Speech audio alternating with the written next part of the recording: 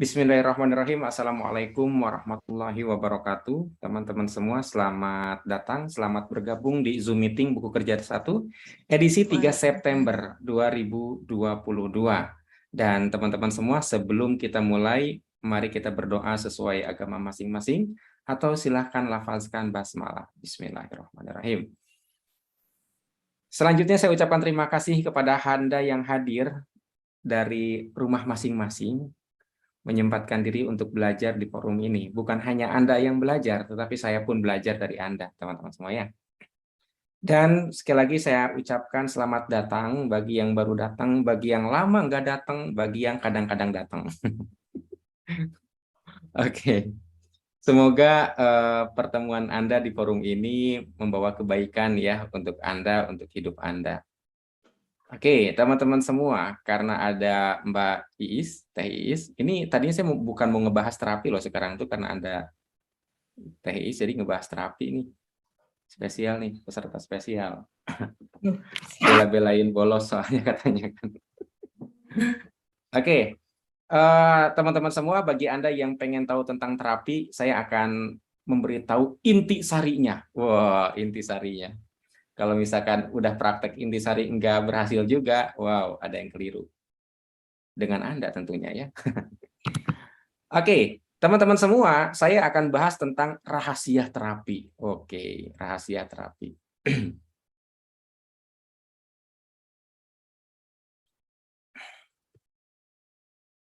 Rahasia terapi. Nah, ini yang akan membuat Anda paham kenapa Anda harus mengerjakan ini, kenapa Anda tidak boleh melakukan itu. Kurang lebih kayak gitu ya. Ini bahasan kita rahasia terapi. Jadi teman-teman semua, terapi itu ada alat, ada sasaran.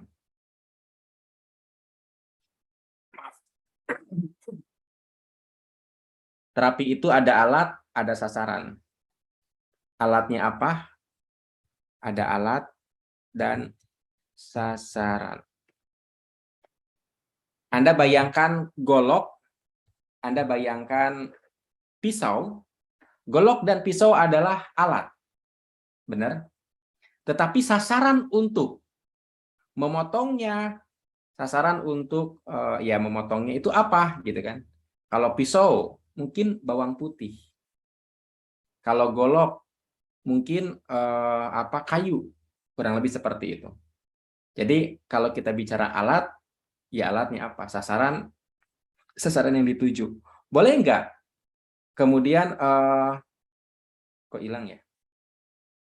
Nah, ini dia. Boleh nggak kita misalkan golok sasarannya kepada tubuh manusia?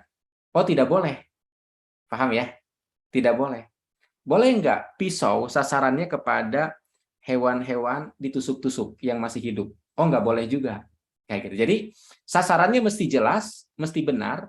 Kalau sasarannya tidak benar, maka alat sia-sia. Sampai sini. Paham? Silakan ketik paham. Seperti biasa.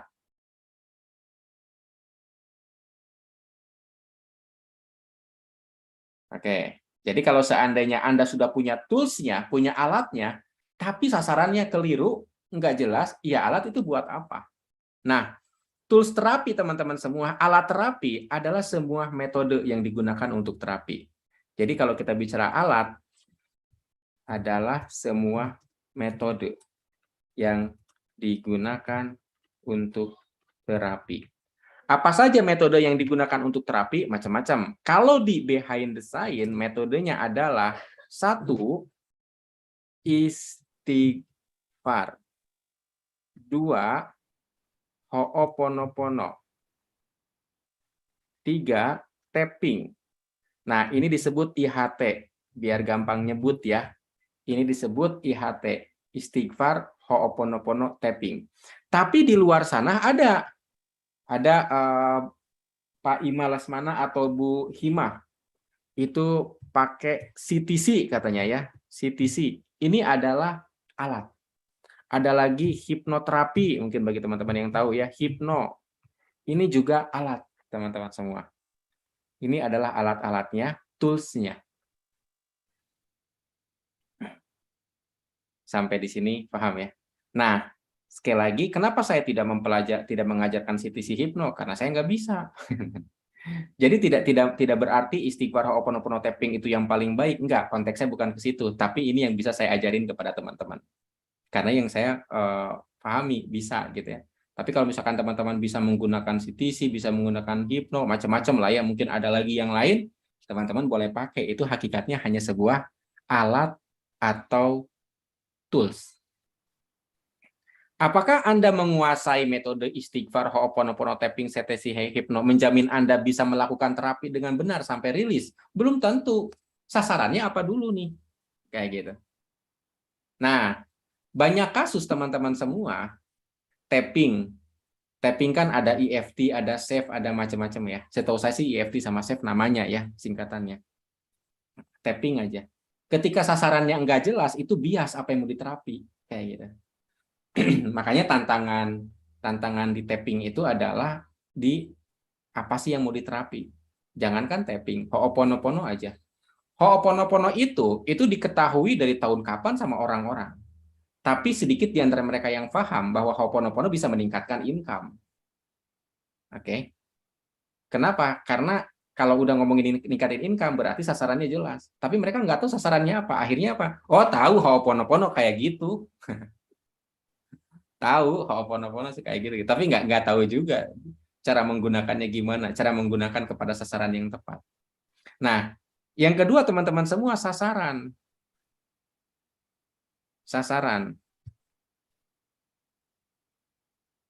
Sasaran adalah objek yang diterapi berupa gambar. Jadi dalam sasaran terapi ini harus selalu ada gambar. Sebab apa? Gambar-gambar inilah yang akan kita terapi. Gambar-gambar itu muncul, kadang tidak disadari, nggak apa-apa. Jadi bisa berupa gambar-gambar, bisa berupa gambar, atau perasaan. Nah, jadi kalau Anda merasa tidak nyaman, tapi nggak jelas ini apa, itu juga sasaran terapi. Contoh, Anda ingat tuh, ketika misalkan ada di antara Anda ada yang ingat dengan nama, bukan nama sebenarnya, Anto, misalkan ya, Anto. Anda kalau ingat Anto itu misalkan nggak nyaman. Kenapa? Karena Anto pernah berhutang kepada Anda nggak bayar-bayar. Misal, Anda nggak nyaman dong ingat Anto, jadinya kayak gitu kan? Nah, Anda bingung apa yang mau dibayangin. Udah nggak usah ngebayangin apa-apa. Pokoknya ketidaknyamanan itu diterapi dengan cara apa? Macam-macam, istighfar, Ho'oponopono tapping. Nah, sekali lagi ya, yang saya pahami cuma 3, jadi 4, 5 saya hapus ya. Bukan berarti tidak ada loh ya, tetap ada, tetapi saya nggak paham. Dan tidak diajarkan di behind saya. Oke, jadi sekali lagi, sasarannya mesti jelas, yaitu berupa gambar atau perasaan. Nah, analisa tanda tangan itu bisa tahu gambar apa yang mesti diterapi atau perasaan apa. Tapi meskipun demikian, sepanjang Anda merasa tidak nyaman, itu adalah sasaran terapi yang benar. Sepanjang begitu membayangkan sesuatu Anda tidak nyaman, itu juga sasaran terapi yang benar. Maka teman-teman semua, sasaran adalah apa yang Anda takutkan, sedihkan, khawatirkan, sesalkan, atau yang membuat Anda marah.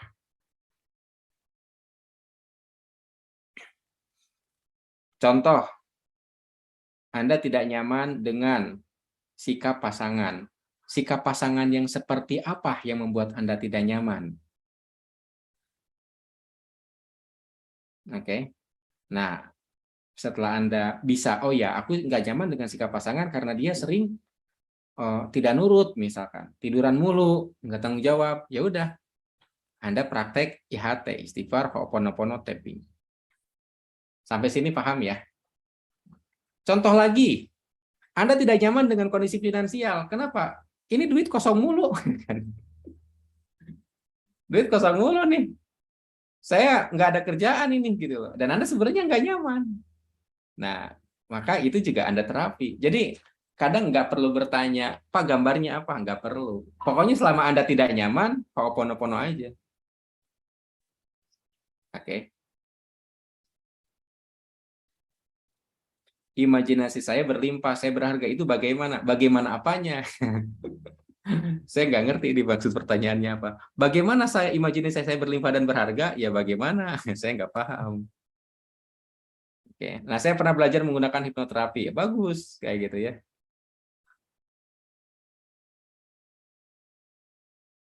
Oke. Contoh lagi, Anda punya goals. Goals Anda adalah pengen dapat income 5 juta di bulan September ini misalkan ya. Tapi tuh Anda tuh kayak ragu-ragu. Ragu-ragu adalah perasaan tidak nyaman.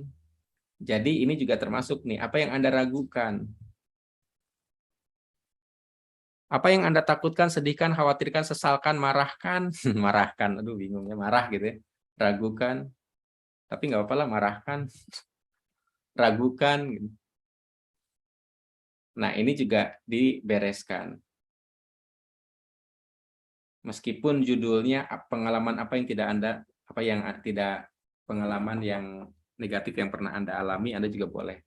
Seluruh pengalaman negatif, seluruh ketakutan, seluruh kekhawatiran, seluruh keraguan. Anda mau presentasi ragu-ragu gimana ya? Ya udah Anda ho'oponopono aja.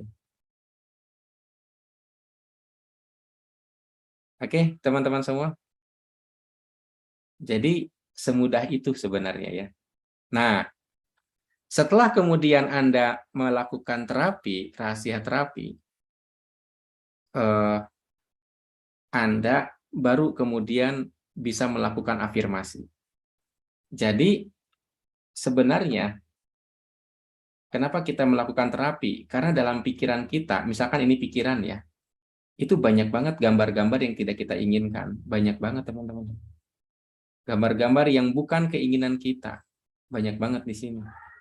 Kita tidak menginginkannya, tetapi gambar-gambar itu ada. Nah, sehingga ketika kita ingin memasukkan sugesti baru, memasukkan gambar baru, ternyata di dalam udah dipenuhi gambar-gambar yang lain. Sehingga nggak kepikiran, sehingga lupa. Nah, Anda lupa, artinya Anda memang tidak, imajinasi itu tidak mendominasi pikiran, tapi masih ada dominasi pikiran-pikiran yang lain. Maka ini dikeluarkan. Ini ilustrasinya seperti gelas. Kalau Anda ingin mengisi gelas dengan air yang baru, air lamanya dikeluarin dulu. Dibuang dulu air lamanya. Oke, dibuang. Baru setelah itu kita akan isi air yang baru. Kurang lebih kayak gitu. Ini lebih baik ketimbang dicampurin. Maka yang dimaksud dengan terapi, dengan afirmasi, sebenarnya sejak Anda melakukan terapi itu juga udah afirmasi. Sebenarnya. Anda ngelihat anak Anda nangis, Anda nggak nyaman. Bayangkan anaknya lagi nangis, nggak berhenti-berhenti, nangis terus, lalu ho'oponopono. Paham saudara-saudara? Gitu ya Mbak Is dan teman-teman.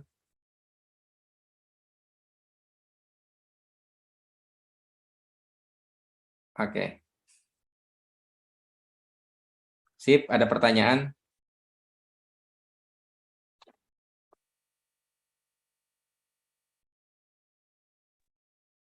Izin tanya Coach. Silakan. Saya kan ada satu anak yang ikut ibunya. Satu Cil, rumah anak kita yang pisah. Ya, kan oh, saya ada dua anak ya. oh Satu ikut iya. saya, satu ikut ibunya. Sip. Sudah sekian lama si anak ini dilarang sama ibunya untuk hubungin saya.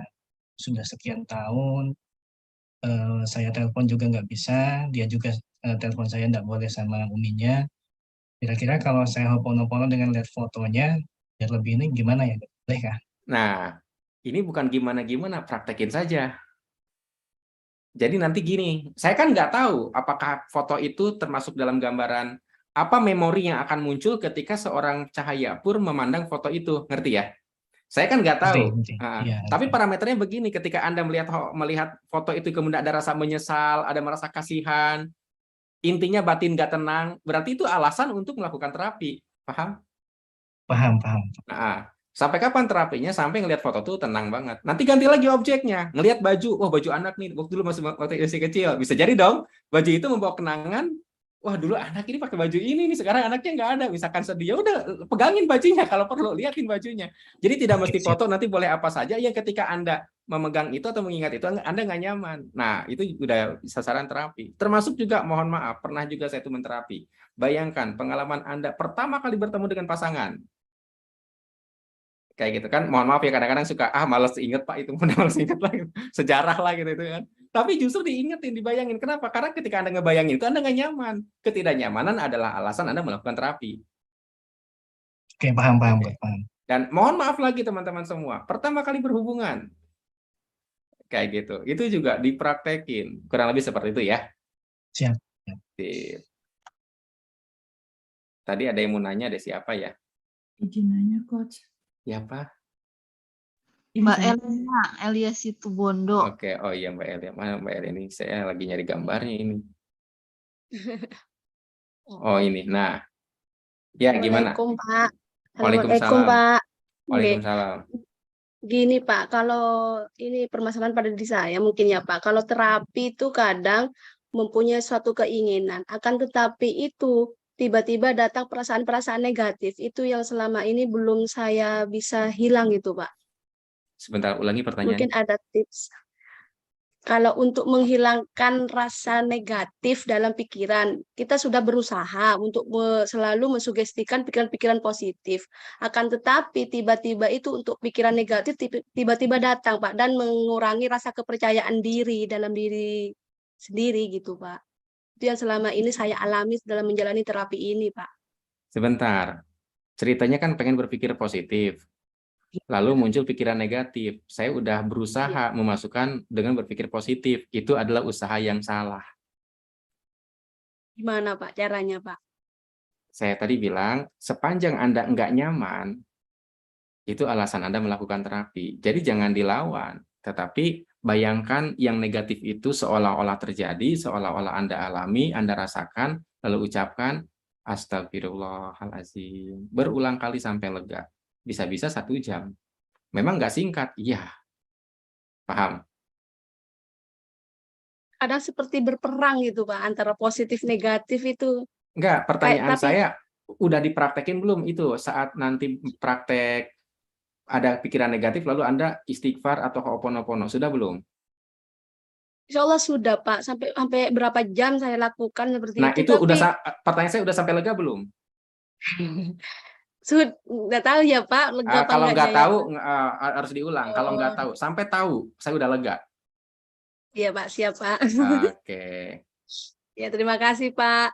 sama-sama. Siapa lagi, Mbak Iis nih yang mau nanya nih? Mbak Iis udah mau bolos, mau nanya video ditutup. Wah, ini mah gimana sih? Lagi nggak enak itu Oke. suasananya. Nah, ini Gimana? kan Coach kan anak saya yang kedua itu kan pesantren ya. Nah, itu biasa terjadilah istilahnya yang saya dengar, ternyata ya saya alami juga gitu ya. Yaitu masalah yang mulai dari di asrama, terus sama teman-temannya, terus Dibully ya? Anaknya dibully ya? Iya, itu udah ketahuan itu. Ya, udah ketahuan tuh. Makanya saya kadang ini balik lagi ke sini tuh karena emang saya jadi butuh gitu. Kemarin gitu ya istilahnya.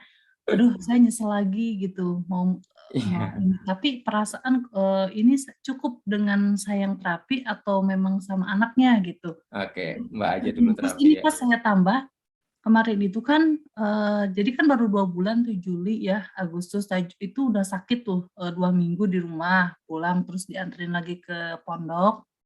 Ya di sana dia tuh emang kayak nggak betah dan memang itu tadi ya mungkin dari saya tuh paham ya, di pesantren itu udah pernah baca dari Kosopen itu berawal memang dari rumah gitu ya, perlakuan di rumah sebagainya itu. Saya paham betul gitu ya. Cuman kan ayahnya tuh ya obsesinya untuk pesantren itu gini gitu ya. Kita berbeda inilah gitu istilahnya, kalau menyamakan persepsi juga susah. Nah, jadi Sebentar. Menyamakan persepsi susah. Rencana mau sampai kapan susahnya? oh enggak ya. Jadi, sampai sekarang aja. Oke. Nah, udah gitu, terus dia tuh pernah nelfon malam-malam, "Mi," katanya, "saya itu kok kayak kayak merasa benci sekali gitu sama Umi sama Abi, kayak Iya. udah ngirim ke pesantren gitu. Iya, iya. Nah, sampai akhirnya saya nggak sadar mendoakan kayak keburukan gitu buat Umi dan Abi gitu. Jadi refleks aja katanya. Oh, jadi misalnya gini tuh, lihat kalau Umi sama Abi lihat ini katanya, lihat air kotor kan, jadi kita refleks, ih jijik katanya. Nah itu ketika dia di pesantren, dia ingat saya sama ayahnya, Iya, dia langsung otomatis kayak mendoain gitu. Terus dia tuh iya. nyesel, dia nangis, dia di Ah, setiap sholat dia nyesel, dia nangis. Kenapa? Ngedoain apa sih kata saya? Ya ngedoain sesuatu yang jelek, masa sih katanya anak-anak senakal-nakalnya sampai bisa ngedoain, tapi saya nggak tahu itu kenapa katanya. Terus dia nyesel aja, dia nangis, nangis. iya. Jadi di pesantren kayak gitu, Coach. Hmm, Gitu. hmm. Nih, saya dari mana ini Coach mulai? Oke. Karena Iya, terapi begitu, jadi iya. belum tuntas yang itu malah semuanya gitu Coach. Makanya saya Oke. ingin ke sini lagi, Coach. Oke. Pertama, makanya ya tuntasin kalau terapi itu ya. Sudah Ini mau kalau saya kasih dioperasi, tahu datang mau lagi ke sini. kalau saya kasih tahu mau dipraktekin nggak itu pertanyaannya? Ya mau kok, sekarang saya lagi butuh banget soalnya ini lagi Tuh, bingung. lagi butuh banget kan kayak gitu. Heeh. Itu butuh banget tuh mengafirmasikan tidak punya tuh. Aduh, lagi Makanya kalimatnya tuh jadi salah mulu. Oke, Mbak, Mbak nih kalau serius nih ya, kalau serius benar, saya mau bantu. Serius kok. Tapi begitu Mbak nggak mempraktekkan, saya nggak mau berurusan lagi. Oke? Ya Allah. Ya, Paham Pas. ya? Oke. Paham. Mbak baca Al-Fatihah, ayat kursi, Al-Falak, Al-Fatihah, ayat kursi, Al-Ikhlas, Al-Falak, An-Nas, berulang-ulang selama 1 jam. Jangan berhenti, 1 jam, diulang lagi. Tapi dengan tenang, jangan buru-buru. Jangan fokus ke jam. Oke? Al-Fatihah. Terus saya catat ini Al-Fatihah, Ayat kursi, kursi. Al-Ikhlas, Al-Falak, An-Nas. Ya. Lalu sebelumnya berdoa, ya Allah, hamba mohon perlindunganmu dari keburukan makhlukmu. Oke, saya mau berlindung kepadamu dari keburukan makhlukmu. Makhluk Allah kan banyak, ada virus, ada bakteri, benar nggak?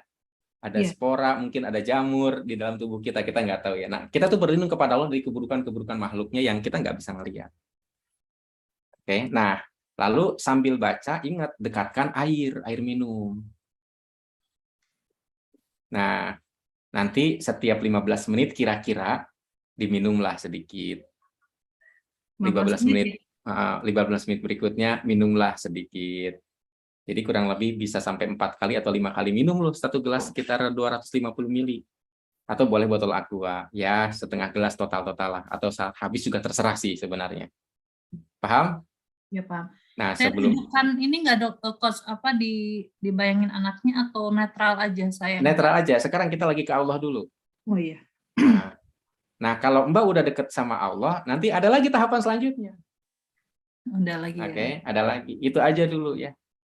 Terus yang saya tanya, kenapa tuh anak bisa merasa bisa merasa seolah-olah dibuang atau gimana gitu ya? Padahal ya itu tadi gitu ya, pengorbanan saya masuk itu nggak dengan uang sedikit gitu kan, itu Iya. di pesantren Justru Mbak mengeluarkan uang untuk membuang anak, itu kata anak. Aduh. Mengeluarkan uang yang tidak sedikit hanya untuk menjauhkan dia dari keluarga, paham nggak? Oh. Itu karena anak belum dapat kasih sayang udah dikeluarin, makanya cintai dulu anaknya. Oh, gitu. Ngerti nggak? Yes, ya. Iya, begitu belum dapat cinta, dia dikeluarin, dia nggak dapat cinta lagi dong, ngerasa nggak dapat perlindungan, kayak gitu. Ini sebenarnya aku tuh dibenci, tambah dengan mungkin sering dibentak, sering dimarahi, kayak gitu. Kayak gitu, udah ini banget. Nah, kalau saya ke anak saya itu saya tanya, nah mau pesantren nggak? Enggak, kenapa? Aku nggak mau jauh sama Umi Abi. Berarti kan dia masih butuh cinta kami, paham nggak? Iya. Saya nggak akan mesantrenin. Jadi seringkali kita membayar kegagalan hidup kita tuh ke anak dalam pengertian, nah karena aku gagal, maka kamu nggak boleh gagal, benar nggak? Benar nggak? Karena aku kurang ilmu agama, kamu harus jadi paham ilmu agama. Iya, iya. Seringkali kayak gitu. Jadinya anak disuruh menjadi orang tua. Nah, itu kesalahannya. Padahal anak harus jadi dirinya sendiri. Masalah hutang orang tua yang dulu pernah gagal, penuhi dengan sendirilah. Kalau saya ngerasa saya gagal, katakanlah dulu nggak belajar agama, ya sekarang saya belajar. Iya, iya, Coach. Kayak gitu. Cuma kesalahannya kita karena anak menganggap anak milik orang tua. Ini salah. Anak itu milik Allah. Anak harus menjadi apa yang orang tua inginkan. Nah, ini salah juga. Kayak gitu ya. Siap, Oke, Coach. gitu ya. Siap. Makasih ya, Coach. Sama-sama. Oke, kemudian Mbak Lucy ya. Baik, Assalamualaikum. Waalaikumsalam. Bertanya, saya udah lama, keluarga saya maksudnya orang tua bercerai dari dulu. Udah hoponopono bapak Dari saya. usia berapa? Saya Usia Mbak berapa saat? mungkin dari bayi mungkin. Oh, dari bayi ya. Udah hoponopono sering, karena kalau ketemu nggak nyaman ya, jarang bertemu sih. Sekarang kan sakit. Saya tuh kalau hoponopono kayak udah merasa lega, bareng-bareng, bersama, kayak bahagia banget. Karena ini udah lama di hoponopononya. Iya. Ketemu,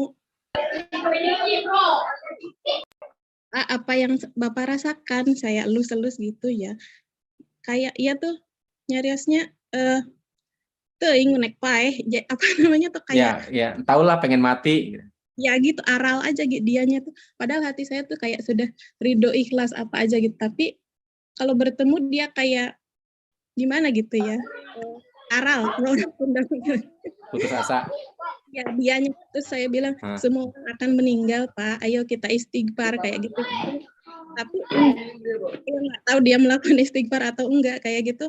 Maksudnya saya ini apa belum selesai atau gimana, Pak? Sebentar. Menghubungkan belum selesainya karena apa? Apakah karena Bapak belum mau istighfar? Bukan, kok kayak Bapak tuh kayak marah ke saya gitu. Oke. Kalau ditanya tuh kayak aral, kayak apa? Kalau bahasa Sebentar, Bapak marah ke Mbak, tapi sebenarnya Bapak juga kan marah ke pasangannya dulu, mungkin sampai bercerai, benar nggak?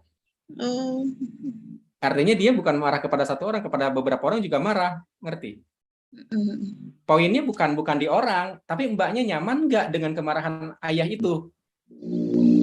Saya sih kayak subhanallah kayak ridho, ikhlas iya. gitu. Kalau misalkan nggak mengganggu Mbak, kita nggak bisa mengontrol perasaan-perasaan orang, tetapi bagaimana perasaan kita ketika diperasai oleh orang.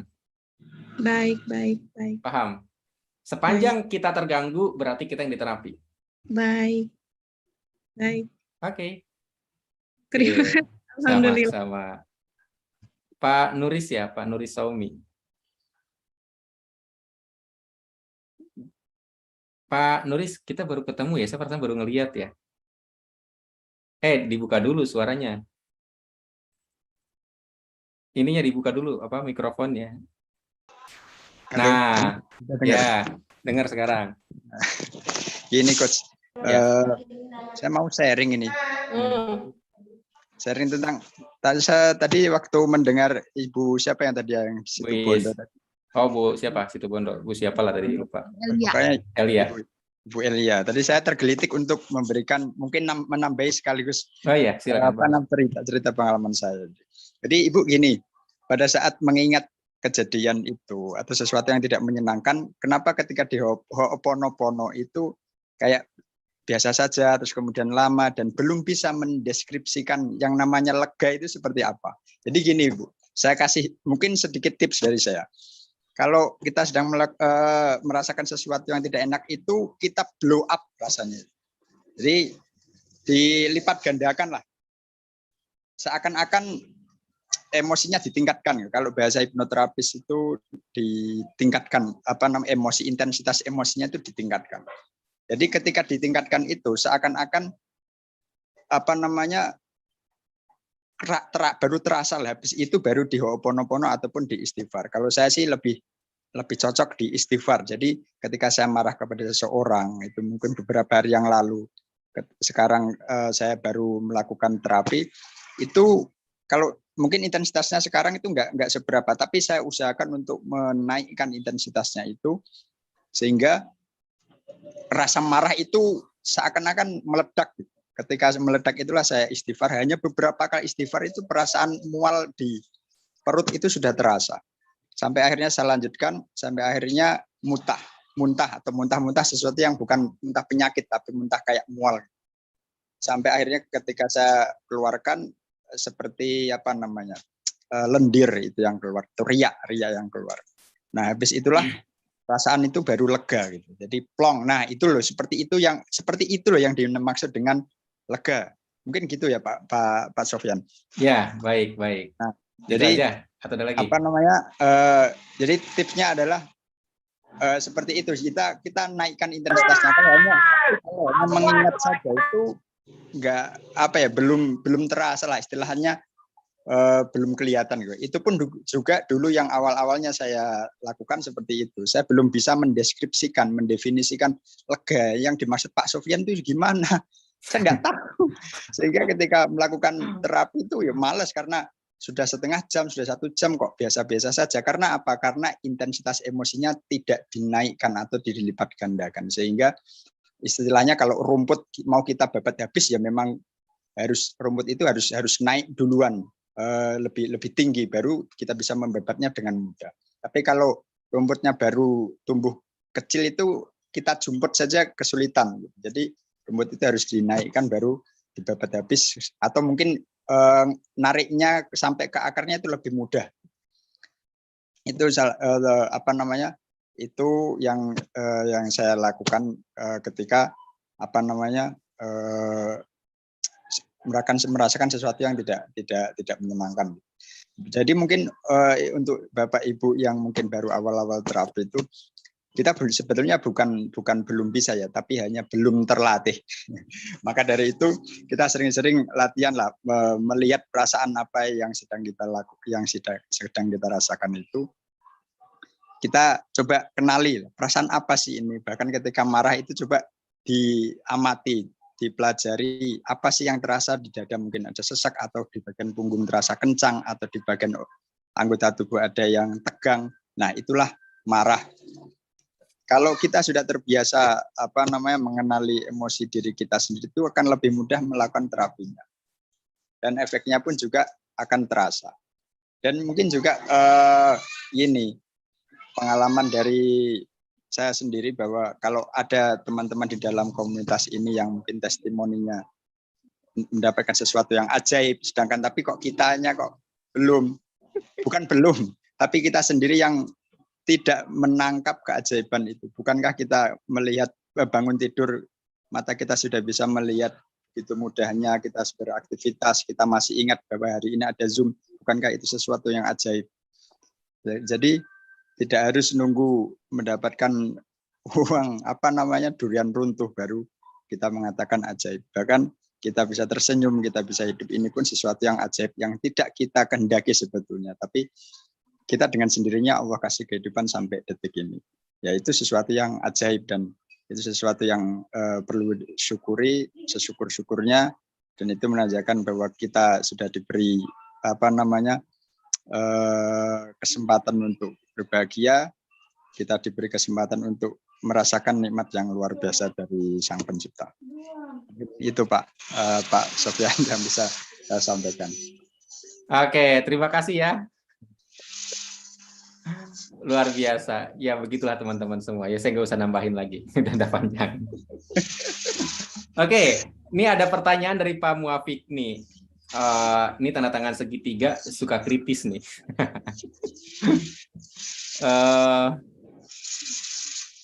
Saat bertemu dengan calon istri yang dialami yang indah-indah sementara IHT untuk terapi yang tidak nyaman atau prinsip yang menyenangkan. Mohon penjelasannya. Jadi teman-teman semua, nggak usah dianalisa, kerjain aja. Kenapa? Karena kalau Anda ingin menganalisa proses terapi, nanti nggak masuk akal. Oke, nggak masuk akal. Walaupun saya bisa menjelaskan, cuma saya tuh khawatir kalau seandainya Anda ketemu dengan sesuatu yang nampaknya bertentangan, mendingan kerjain aja dulu. Kayak gitu ya. Nah, setelah Anda melakukan, nanti ada progres, laporkan. Paham ya? Oke, penjelasannya gimana? Kalau ini ada kasus teman-teman semua. Ada seorang wanita ketemu dengan seorang lelaki. Wah, seneng ya. Tepatnya ada seorang lelaki bertemu dengan seorang wanita. Oh, senang, cakep perempuannya, ceweknya cakep banget. Akhirnya mereka sepakat menikah kan. Dan ternyata setelah beberapa lama si laki-laki itu tahu bahwa ternyata si perempuan itu adalah laki-laki juga sebenarnya. Pertanyaan saya, apakah memori pertama kali ketemu itu pengalaman yang indah? Pertanyaan saya, apakah pertemuan pertama kali laki-laki dan perempuan itu pertemuan yang indah gitu? Setelah tahu di akhir ternyata si perempuan itu sebenarnya laki-laki juga gitu. Ngeri kan? Jadi kayak muak gitu loh. Sebel. Waduh, aku udah gini-ginian sama dia waktu itu gitu. Wah, ternyata sesama laki kayaknya gimana gitu. Kayak gitu ya. Jadi kasusnya ketika Anda punya masalah dengan pasangan, maka bayangkan pula pengalaman pertama kali kayak gitu. Bisa jadi awalnya bahagia, ujungnya menyesal. Nah, yang kita bereskan itu menyesalnya, gitu ya. Baik, Bu Kuswartiningsih. Ya Pak, terima kasih. Pak, saya mengajarkan afirmasi sama anak. Ya. Tapi kok anak mudah mencapai goal padahal dia belum pernah terapi. Ya, anak kan masih bersih lah sugestinya. Anak itu critical areanya tuh hampir nggak ada. Dibilangin bodoh juga dia mau percaya, dibilangin cerdas dia percaya. Oh, gitu. Kayak gitu. Kamu Ya, tuh Pak. anak yang bodoh banget, percaya dia bodoh. Kamu tuh anak yang hebat sekali, luar biasa, percaya juga. Paham? Makanya ngajarin kebaikan tuh dari anak karena dia percaya. Oke? Oh iya, makasih. Makanya kok saya kok anak belum pernah terapi kok mencapai goal hari ini. Gitu. Iya, iya. Oke. Terima kasih, Pak. Sama-sama. Lalu Bu Khair.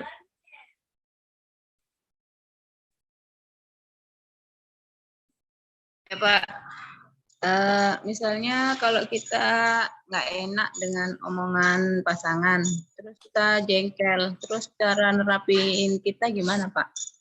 Ya itu yang dijengkelin tuh apa? Bayangkan dia ngomong apa. Dibayangin terus sampai. Nah, iya betul kata Pak Nuri Saumi tadi. Bayangin sampai marahnya membesar, lalu tembak. Astagfirullahalazim, astagfirullahalazim. Gitu ya. Oh iya. Oke, Siap Pak. Sip. Oke, nggak ada lagi pertanyaan. Beres ya teman-teman. Saya cek di chat. Oke. Pak Sofyan, kemarin badan saya terasa gemetar, terasa tegang aja bawaan. Itu apa harus di Ho'oponopono? Tergantung. Kalau Anda nyaman dengan situasi itu, biarin aja. Kalau Anda nyaman, gitu kan. Kalau Anda nggak nyaman, baru Ho'oponopono.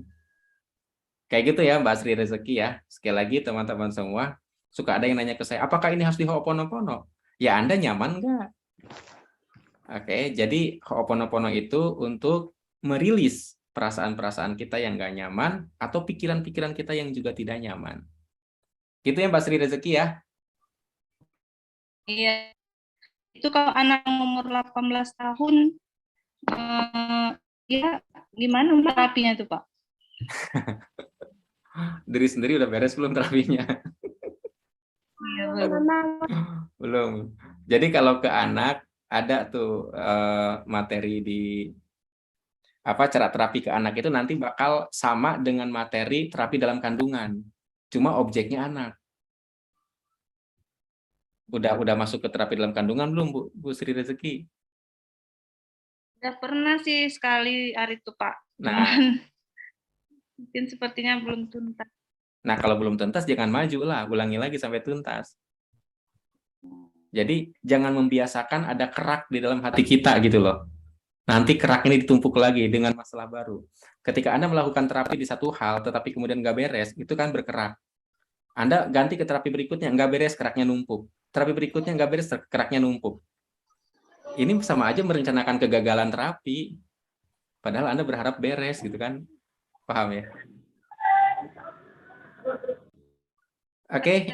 Bu Sri Rezeki suaranya nggak ini loh, nggak masuk ke saya. Tapi saya melihat seperti berbicara.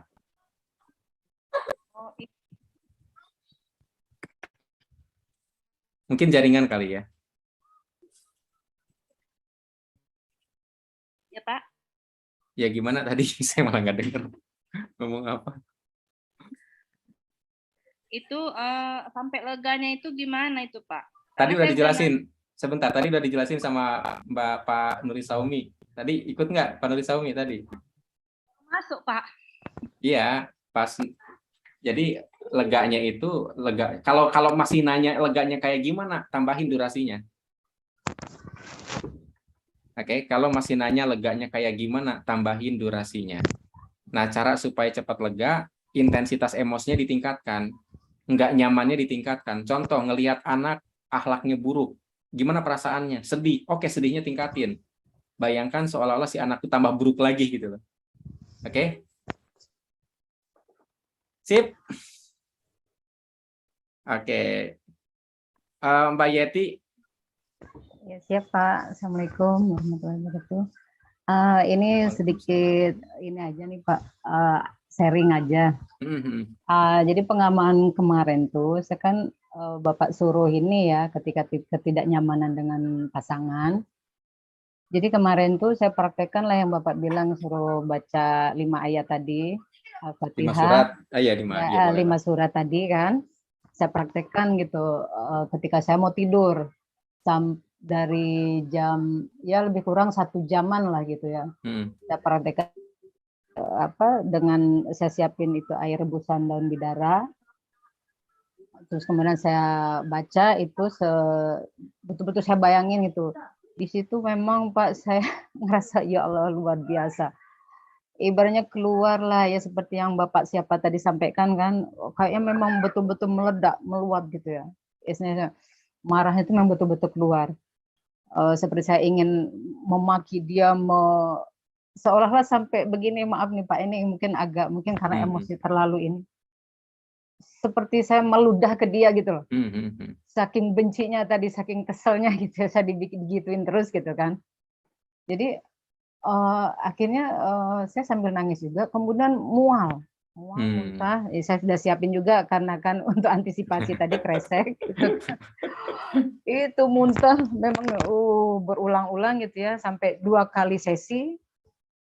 Muntahnya tuh, nah yang pertama kan seperti apa namanya tuh ya dah gitu aja lah ya gitu. Nah yang kedua ini itu lebih ini lagi gitu, seperti terkuras dari dalam perut nih, seperti terkuras dalam perut gitu ya. Saya bayangin dia. Kemudian akhirnya karena udah sekitar jam 1 gitu ya, saya ngerasa, tapi pas ketika terapi itu Pak, saya ngerasa semacam ini ya, karena lampu kan saya matiin, kecuali lampu redup, lampu kamar gitu. Seperti merinding saya, seperti ada yang mengawasi di depan pintu. Seperti ada yang mengawasi sosok besar hitam gitu kan.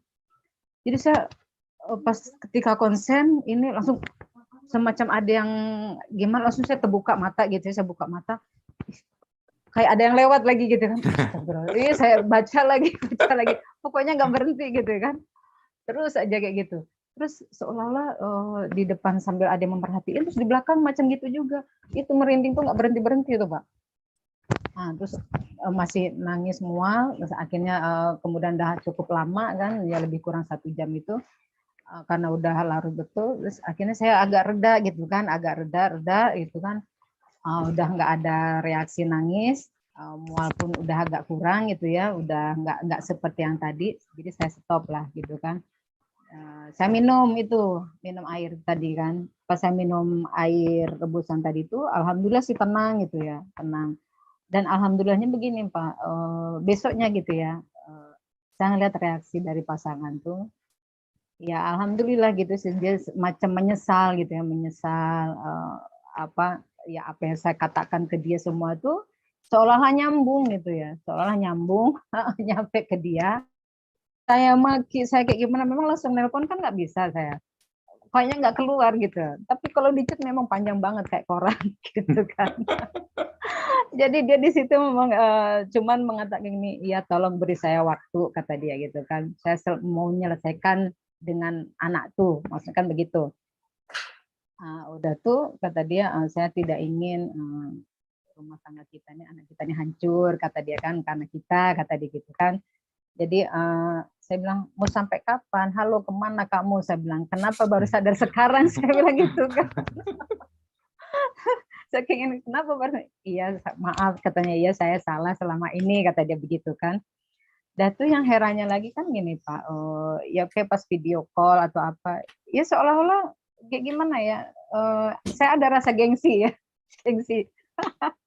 Di satu sisi tuh ingin ngomong gitu, tapi gengsi saya tuh masih besar gitu kan.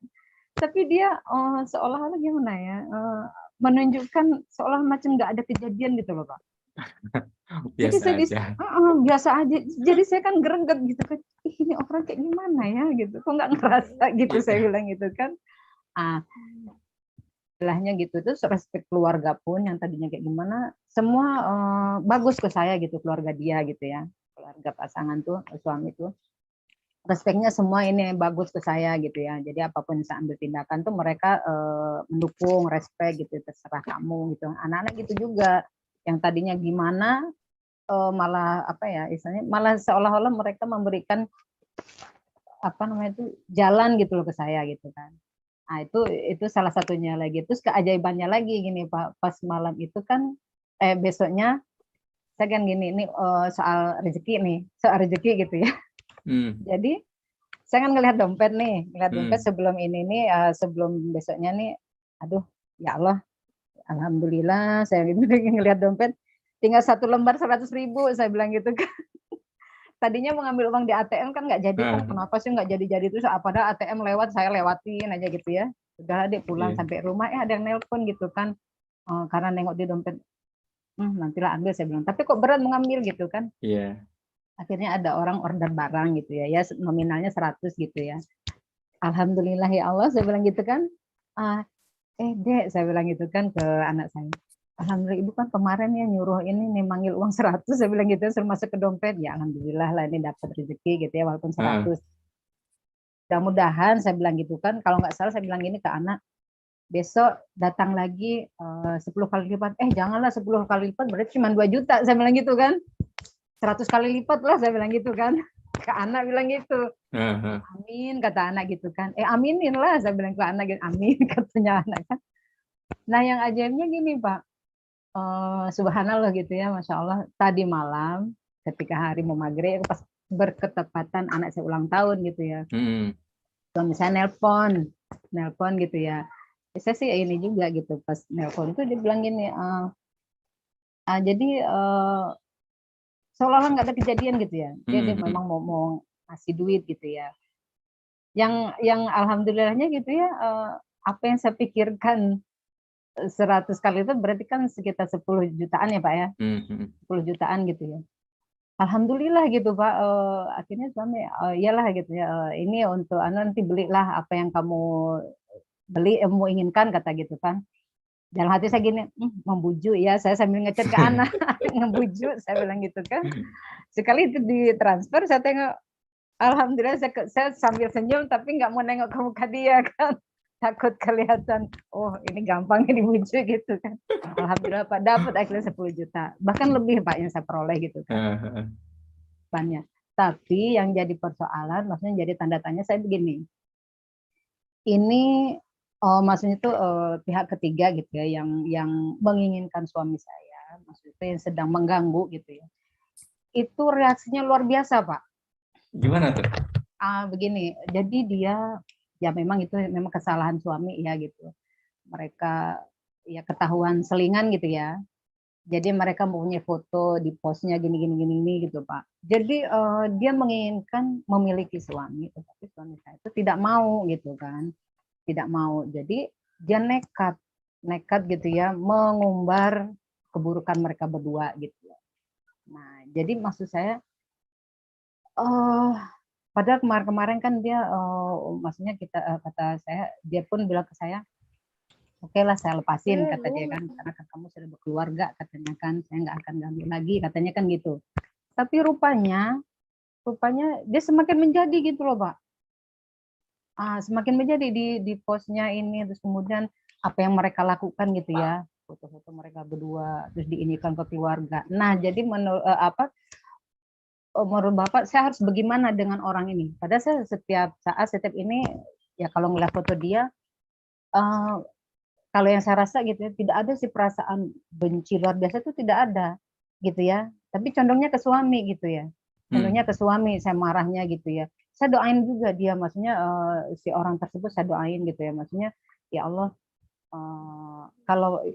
kalau memang ada kelakuan saya atau suami ke orang tersebut, ampuni dosa saya.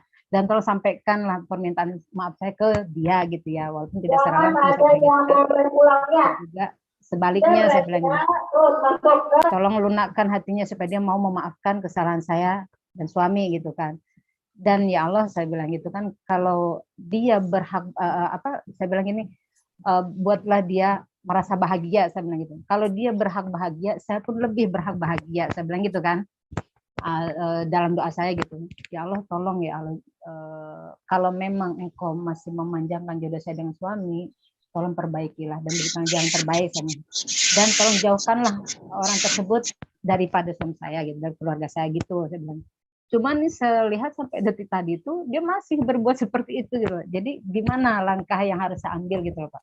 Langkahnya Ibu baca lagi 5 surat tadi sampai lega, benar-benar lega, bukan agak lega. Oh gitu ya.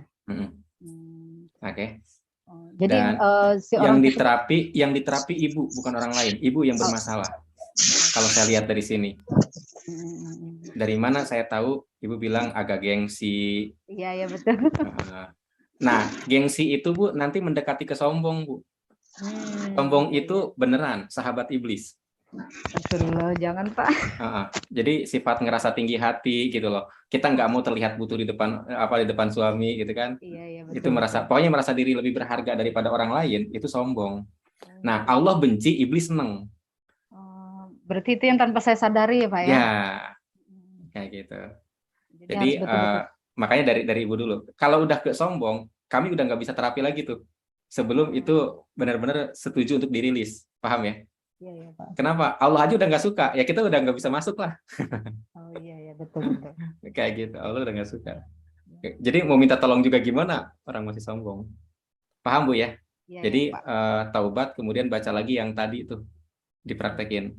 Dugaan saya kalau seandainya seseorang bisa sombong setelah praktek itu si jin balik lagi. Oh, astagfirullah. Jangan sampai. Karena temenan lagi. Oh, jangan sampai lah gitu. Kayak gitu. Gitu ya?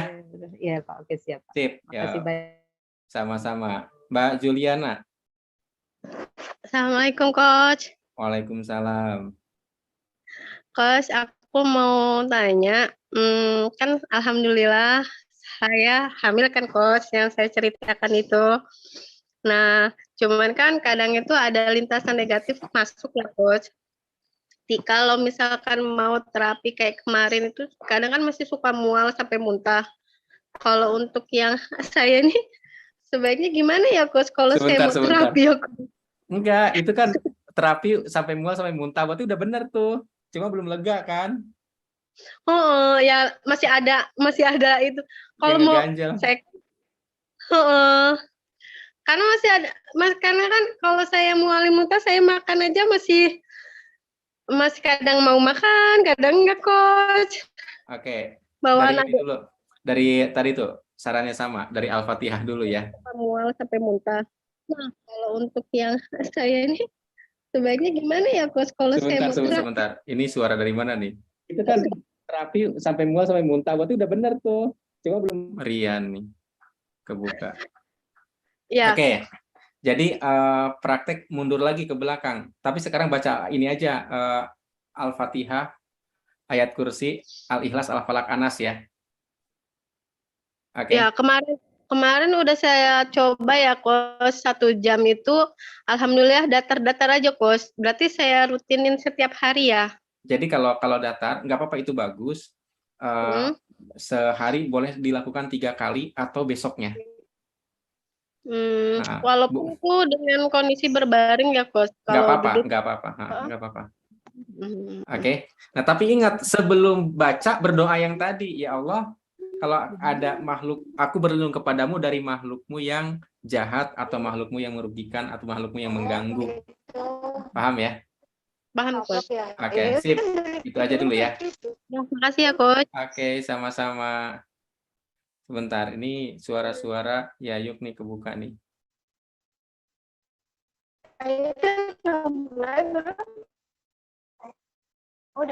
Ini kenapa nggak bisa diklik ya? Yayuk Sugiyo. Sebentar ya.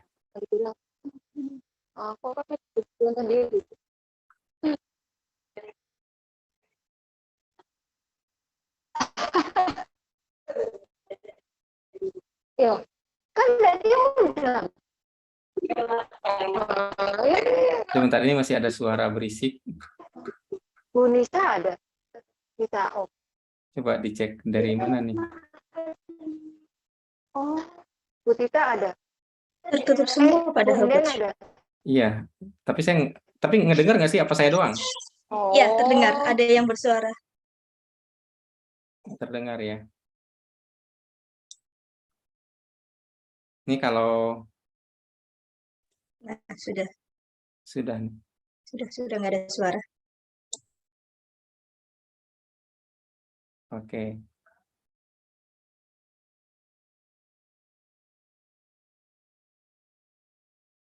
Iya, ada yang ngerumpi ya.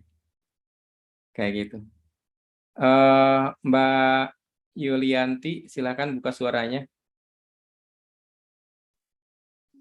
Iya, Coach. Mau nanya, Coach. Kan saya lagi ngulangin terapi yang peristiwa pertama itu kan, dari simbol tanda tangan. Nah, itu sampai sekarang kan gambar yang terakhir itu masih belum tuntas. Jadi saya masih bolak-balik terapi yang gambar terakhir. Nah, itu selama terapi peristiwa 1 itu, alhamdulillah, Masya Allah ya, saya ngeliat itu banyak hal baik yang terjadi di keluarga. Cuma nggak tahu tempo hari itu kenapa tiba-tiba suami itu ngebentak saya. Padahal beliau itu bukan tipe yang seneng bentak gitu. Itu kenapa ya, Pak ya? Apa ada yang step saya lewati atau gimana? Oke. Itu aja pertanyaannya? Iya, cuma yang saya sesali itu karena respon saya juga negatif. Jadi respon saya negatif. Tapi itu saya nyesel. Kemudian saya terapi kembali hingga kemudian saya lega, saya ikhlas, saya memaafkan. Nah, itu saya kemudian beberapa hari kemudian saya merasa saya itu agak punya perasaan yang asing gitu. Maksudnya saya kan biasanya orangnya mudah terpancing gitu kan ya. Ini jadi enggak gitu. Terus ngerasa aneh gitu. Iya, maksudnya gimana enggak seperti diri saya yang biasanya gitu. Enggak. Yang Mbak pengennya jadi diri sendiri yang mudah terpancing, mudah emosi apa gimana? Enggak, yang tenang.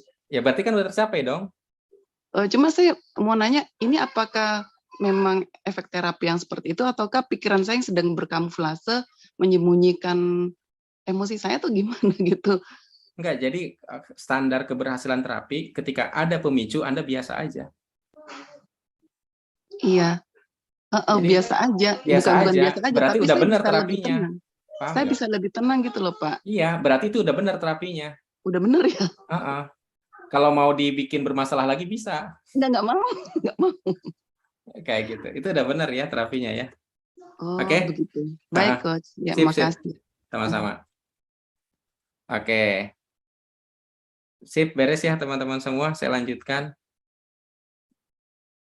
Nah, oh ya, Anda kayaknya nggak bakal bisa bersuara lagi nih. Sama saya udah ditutup semua, nggak bisa. Jadi kalau mau bersuara harus raise hand dulu. Oke, jadi teman-teman semua, dalam proses terapi, perhatikan, objek yang diterapi berupa gambar atau perasaan. Oke, apa yang Anda takutkan, sedihkan, khawatirkan, sesalkan, marahkan, atau ragukan. Nah, ini, perasaan-perasaan ini, atau apapun yang Anda takutkan, sedihkan, khawatirkan, sesalkan, marahkan, atau ragukan, itu bersumber dari dua hal. Yang pertama, bisa jadi sumbernya adalah, betul, itu adalah luka batin diri sendiri. Sumber, bisa jadi luka batin diri sendiri. Bisa jadi. Di mana luka batin ini menciptakan pola, saya marah kalau dihina. Maka setiap kali ada yang menghina atau merasa terhina, si marah keluar. Tapi bisa jadi juga ini adalah bisikan kejahatan dalam dada manusia. Masih ingat teman-teman semua? Atau bisa jadi ini berupa gangguan jin sebenarnya.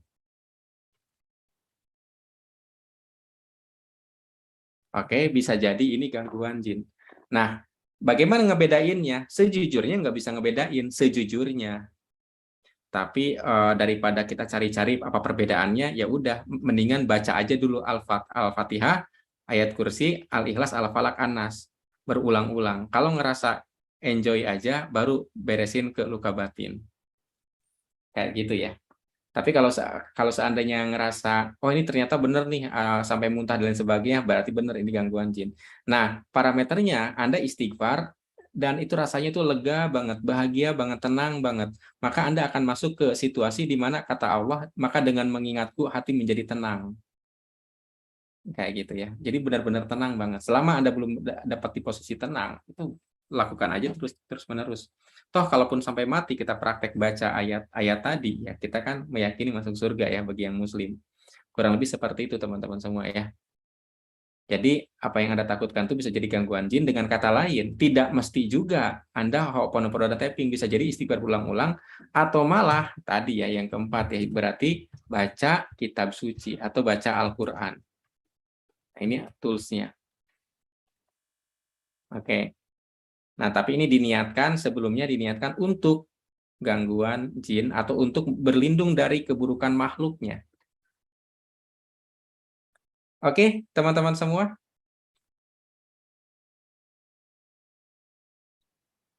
Tadi perasaan ada yang mau nanya. Oh, siapa ya? Zairina ya, tadi ada yang angkat tangan. Zairina, kalau masih mau nanya, angkat tangan dulu. Atau udah selesai? Udah kejawab? Oke, sekarang saya jawab, ada pertanyaan di ini.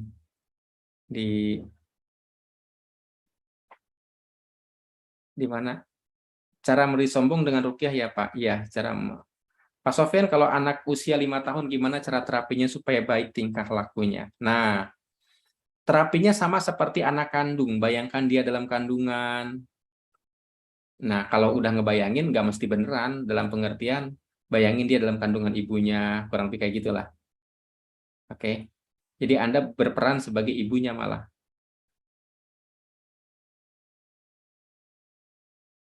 Jadi sama aja ya. Kemudian Bu Sri Rezeki mau nanya? Iya, Pak. Oke, silakan.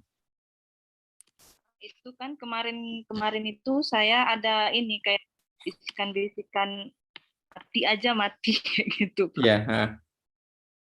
Jadi saya mengaji kayak gitu, Pak, kan sampai mengantuk, betul-betul mengantuk, nggak bisa ngaji lagi kayak gitu, Pak. Itu gimana, Pak? Tapi sekarang udah mendingan, cuman masih aja terlintas ya. Niatnya apa ngaji sebelumnya? Niat ngaji kemarin itu untuk supaya tenang, Pak. Oke. Jadi kalau setiap bacaan Quran, Anda baca Al-Falaq, An-Nas aja, ya sekedar baca doang misalkan ya, itu bisa jadi nggak berefek. Tapi begitu dibaca, diniatkan mengeluarkan makhluk Allah dari dalam tubuh, itu bener keluar tuh.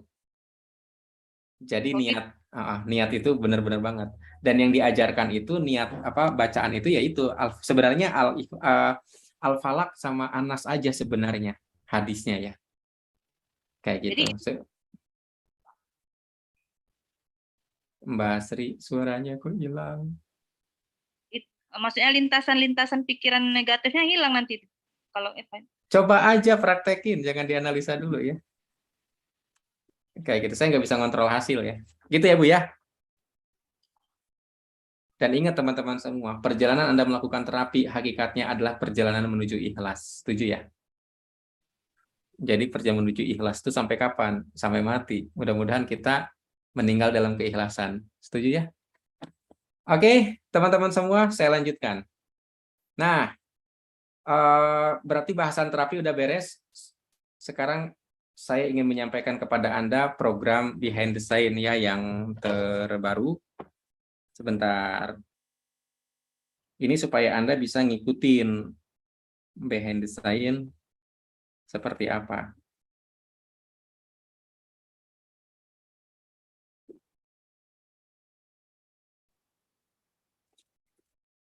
Oke, kita cek.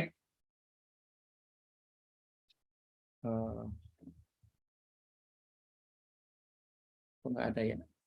Bentar-bentar. Ada yang keliru.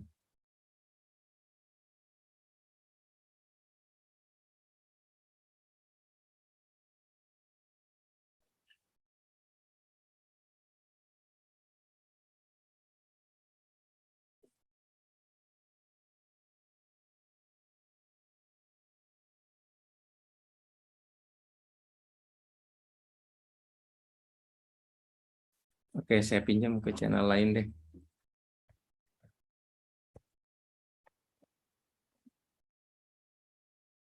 Oh,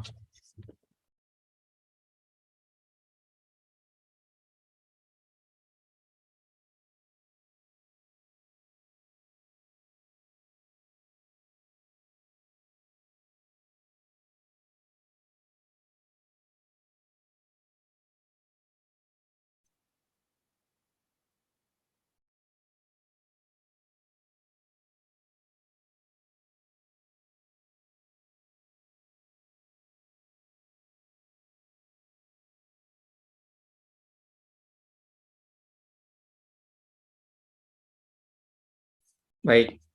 Jadi teman-teman semua, ini saya mau menyampaikan kepada Anda bocoran ya, yang namanya bocoran belum resmi diumumkan, tapi akan seperti ini. Sebenarnya sih bukan hal baru juga ya.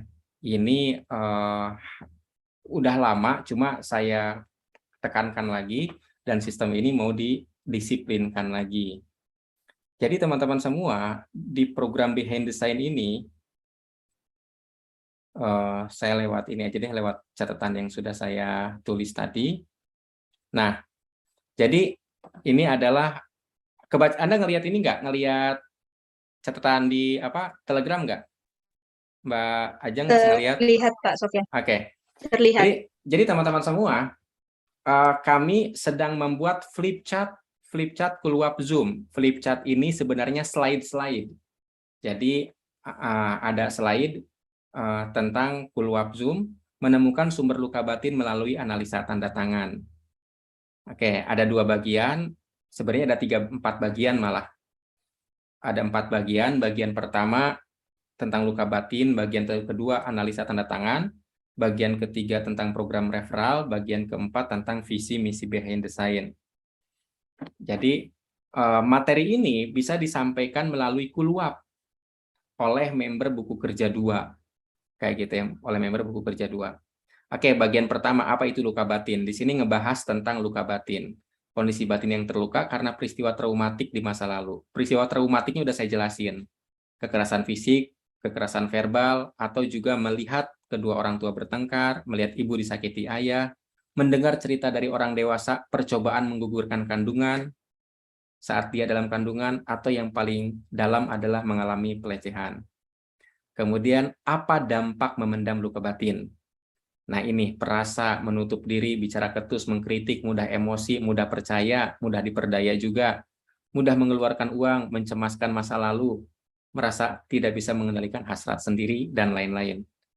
Oke, siapa orang yang bisa memiliki luka batin? Siapa yang memiliki luka batin? Siapa aja ciri-cirinya? Ciri-cirinya itu adalah secara realita, kesulitan mewujudkan keinginan, sering ditipu, sering jadi korban, menderita penyakit, tidak mencapai goals, mudah emosi, memiliki anak yang diasuh sendiri, tapi merasa anak bermasalah. Nah ini aneh nih. Berarti yang bermasalahnya orang tuanya kan. Nah dalam kasus anak yang memendam luka batin, cirinya sebagai berikut. Tidak nyaman kontak mata dengan ayah ibu yang dianggap penyebab luka batin. Jadi begitu kontak mata itu langsung menghindar. Berteriak atau mengamuk saat keinginan tidak terpenuhi, menjadi sasaran bullying, pendiam atau tidak merespon saat ditanya, mudah membalas atau cepat membalas saat disakiti dengan balasan yang lebih keras. Dipukul, balas memukul, atau nggak sengaja kesenggol, balas menyenggol lagi dengan keras, mendorong. Menghindari interaksi dengan orang tua, sering mengurung diri terutama saat ada masalah, mudah sakit atau alergi, sering iseng atau jahil kepada teman, lebih akur bergaul dengan anak usia jauh lebih rendah, ketagihan game atau handphone. Nah, kenapa kita membahas luka batin? Alasan pertama, luka batin sering menimbulkan emosi negatif. Nih, macam-macam lah ya. Apa hubungan luka batin dengan masalah yang dialami? Luka batin ngebentuk pola emosi membentuk ekosistem. Kayak gitu. Nah, pada kasus anak, luka batin dipendam membuat anak sering memendam kemarahan atau kesedihan, sehingga hilang fokus belajar, mudah lupa, tidak perhatian terhadap instruksi, mudah sakit, sering dibully, sering menyendiri, mudah emosi bila keinginan tidak terwujud, mudah putus asa, mengabaikan perintah atau melawan. Nah, lalu bagaimana merilis luka batin? Nah, ini ada sih sebenarnya terapinya ya. Bayangkan peristiwanya, ucapkan ini. Lalu tantangan. Nah, tantangan pertama, menemukan menemukan sasaran terapi berupa peristiwa traumatik masa lalu. Jadi bisa jadi dilupakan, macam-macam lah tantangannya. Ada tantangan sampai tantangan ketiga ini tantangan keempat mestinya. Luka batin bersifat abstrak sehingga tidak terlihat dan karenanya tanda rilis luka batin seringkali bias. Nah, untuk itu ini ada opini nih. Untuk itu butuh bimbingan ahlinya agar terapi bisa dievaluasi. Nah, bagian kedua, analisa tanda tangan. Apa analisa tanda tangan? Oke. Oh ya, ini ada yang kelewat nih. Oh, udah langsung bagian keempat nih ternyata. Oke. Jadi ini ada apa analisa tanda tangan, kemudian kenapa mesti dianalisa, siapa aja yang perlu dianalisa tanda tangannya, kemudian bagaimana cara analisa. Bagaimana cara analisa lebih kepada menjelaskan program-program behind the scene. Kemudian tentang program behind the scene sendiri, ada jenjang karir dijelasin. Nah, saya mau ngebahas tentang jenjang karir, teman-teman semua. Jadi materi ini nanti akan jadi materi kuluap. Oke. Nah, lalu ada value. Nah, ini di bagian keempat, saya lompat dulu ya. Value, teman-teman semua, itu nilai-nilai. Jadi kalau Anda pengen masuk ke sebuah organisasi, Anda harus tahu value-nya itu apa. Apa sih yang dianggap penting? Jangan sampai yang penting duit menghalalkan segala cara. Setuju ya? Sangat mungkin value Anda berbeda dengan value organisasi itu. Nah, contoh di behind the scene nih. Value adalah nilai-nilai yang dianut, berupa apa yang dipandang baik dan mesti selalu dijunjung tinggi dalam aktivitas. Nah, value behind the scene, pertama ketuhanan, menjunjung tinggi nilai-nilai ketuhanan, menjadikan Tuhan sebagai tujuan hidup, kitab sucinya sebagai panduan. Makanya ada terapi spiritual. Yang kedua, value-nya adalah keluarga. Kayak gitu. Jadi kita prioritas untuk membereskan keluarga, harmonis di keluarga. Yang ketiga integritas, yang keempat melayani, yang kelima keberlimpahan. Keberlimpahan paling akhir. Kenapa? Logikanya kalau ini semua sudah terpenuhi, keberlimpahan itu sudah otomatis dapat.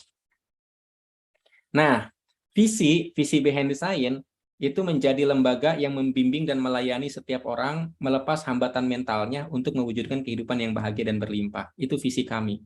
Jadi menjadikan behind the scene itu sebagai lembaga bimbingan. Kan ada lembaga bimbingan haji itu ya. Nah, ini lembaga yang membimbing dan melayani. Oke, tujuannya apa? Setiap orang bisa melepas hambatan mentalnya.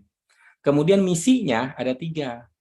Memutus siklus kekerasan di rumah tangga, membangun komunikasi sehat di keluarga. Nah, komunikasi sehat tuh seringkali tadi kasusnya anak nggak suka tapi dipaksa. Nah, itu komunikasinya nggak sehat. Kayak gitu. Kemudian mewujudkan keluarga sejahtera. Nah, bagaimana kami mewujudkan ini? Ini ada strategi. Pertama ada materi gratis. Di web itu nanti ada materi gratis, ada kupon referral, jenjang karir, dan program investor.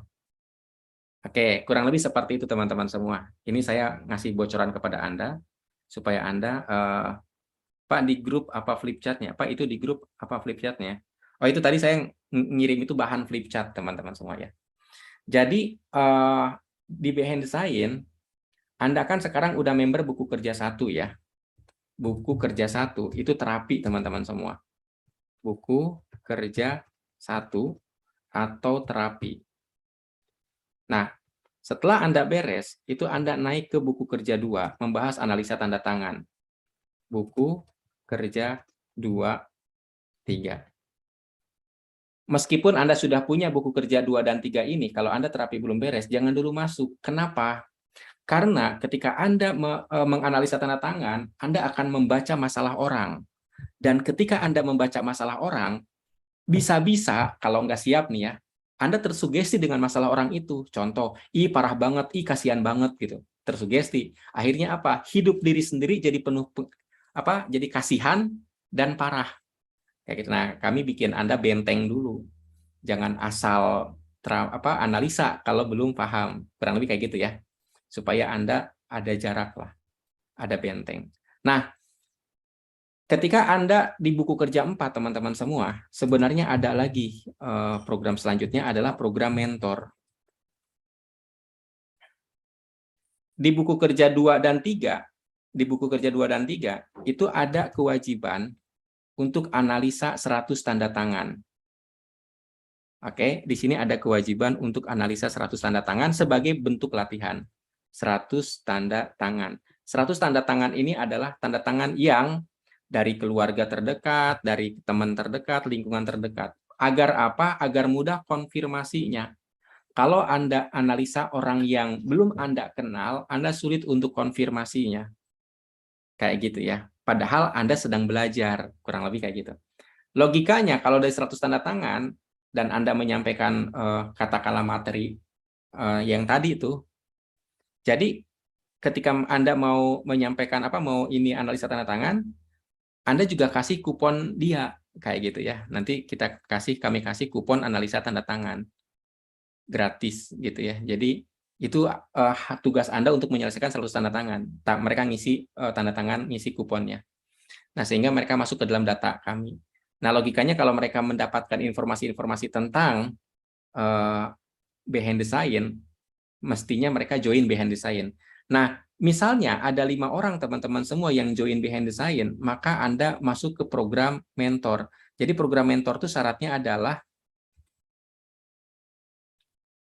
memiliki 5 orang yang join behind the scene. Oke, yang join behind the scene. Join behind the scene itu maksudnya join full member behind the scene, teman-teman semua ya. Nah, ini masalah afirmasi. Sekali lagi masalah afirmasi. Jadi, Anda ditantang untuk memprogram dalam pikiran Anda memiliki 5 orang yang join behind the scene di bawah referral Anda. Sekali lagi, ini adalah afirmasi. Jadi caranya sebenarnya udah disiapin sih, tapi kalau seandainya Anda nggak dapat berarti afirmasinya keliru gitu, atau memang Anda nggak niat, tapi nggak ada paksaan. Sebab untuk masuk ke program mentor tidak ada biaya sama sekali. Oke, ini ada buku kerja 4, kurang lebih seperti itu. Buku kerja 4. Nah, nanti setelah Anda masuk ke buku kerja 4, bila seandainya Anda ternyata dalam proses Anda menganalisa tanda tangan itu dari 100 sebutlah ada 10, bukan 5. Maka ketika Anda 5, ini ada program trainer. Ketika Anda nambah 5 lagi, Anda ada program trainer, teman-teman semua. Nah, program trainer itu memang Anda akan dilatih, tapi secara ini ya, secara offline, sehingga investasi ini berbayar nih. Investasi masing-masing. Atau saya sebut berbayar lah. Berbayarnya berapa, saya nggak tahu, karena sebenarnya ini udah pihak lain. Nanti biaya tempat, kayak gitu. Oke. Nah, di sini Anda memiliki total. Nah, total ya. Total 10 jadinya. Oke, memiliki total 10 yang join behind the scene. Kurang lebih seperti itu ya. Kalau di sini adalah memiliki 5. Kalau di sini 10 berarti ada nambah 5 lagi. Sekali lagi ini afirmasi. Oke. Nah, berarti posisinya katakanlah Anda di sini 1 orang, lalu di bawah Anda ada 10 orang. Nah, inilah trainer, teman-teman semua. Kenapa kok harus dibikin seperti ini? Yang namanya trainer itu punya masa. Saya pernah ada teman saya bikin sebuah pelatihan. Judulnya bagaimana menjadi orang yang beruntung. Itu benar, teman-teman. Ini kisah nyata. Bagaimana menjadi orang yang beruntung. Dia sekarang jadi dosen. Ternyata teman-teman semua, dia kan memposting di Facebook sama di Instagram. Ternyata dia mengumumkan berhubung materi kuota peserta tidak mencukupi, maka training ini dibatalkan. Saya langsung mikir, berarti dia tidak beruntung dong. Ngerti nggak? Kayak gitu. Berarti dia tidak beruntung dong. Nah, saya tuh jangan sampai ngajarin sesuatu tentang keberuntungan, tapi kita sendiri nggak beruntung. Nah, saya akhirnya bikin ini ya, kalau Anda pengen jadi trainer, minimal punya masa dulu kayak gitu. Sehingga ketika Anda ngisi training, masa Anda lah yang akan mensupport Anda. Kurang lebih seperti itu ya. Nah, kalau seandainya Anda sudah punya 10, oke. Nah, ini kan Anda punya 10 trainer. Bila mana, ini kasuistik nih teman-teman semua. Bila mana, ini saya edit Bu Dian dari yang obrolan kemarin. Bila mana teman-teman semua, ternyata, nah ini udah jadi investor nih. Kalau seandainya Anda memiliki 10 trainer di bawah Anda. Nah, ini kasusnya kalau Anda jaga-jaga punya 10 trainer. Oke. Jadi 10 trainer. Anda punya 10 trainer. Jadi bukan Anda trainer punya 10 orang, tapi Anda punya 10 trainer. Maka kami akan memberikan gratis unit bisnis. Anda akan kami beri unit bisnis, teman-teman semua. Unit bisnis yang sedang berjalan di bawah manajemen behind the scene. Nah, berapa nilai unit bisnis itu? Senilai lebih dari, mana nih? Lebih dari 30 juta. Anda mau nolak juga boleh, karena ini gratis. Oke, Anda dapat unit bisnis yang sedang berjalan di bawah manajemen behind the scene senilai 30 juta. Nah, ini sebenarnya Anda jadi investor gitu. Anda nggak usah mikirin cara ngelolanya kita. Nah, nanti tiap bulan Anda dapat fee dari unit bisnis ini. Dari unit bisnis yang dijalankan oleh manajemen behind the scene. Kayak gitu ya. Jadi, perjalanannya dari buku kerja 1. Kurang lebih kayak gitu. Itu teman-teman semua supaya Anda dapat gambaran bahwa di sini di program ini ketika Anda selesai terapi nggak selesai begitu saja. Untuk apa kami membuat sistem ini? Agar setiap orang mau belajar analisa tanda tangan, setiap orang mau mengajak orang lain masuk ke program terapi sehingga misi kami tercapai. Apa misi kami tadi itu? Memutus siklus kekerasan di rumah tangga kayak gitu. Sampai di sini teman-teman semua. Jadi pengalaman saya ini jangan jauh-jauh ya, keponakan saya sendiri. Dia dibangunkan dengan cara disiram, diseret sama bapaknya. Kemudian akhirnya dengan bapaknya itu nggak akur. Pada saat usia SMA, SMP, si ibunya bilang, "Nak, kamu pesantren sana. Kenapa? Biar kamu nggak ribut sama bapakmu." Anaknya nggak mau, dipaksa masuk pesantren. Masuklah pesantren. Di pesantren anaknya cerita, "Aku dihajar sama siapa? Sama ketua kelompok." Diperlihatkanlah luka-lukanya, bekas sabetannya.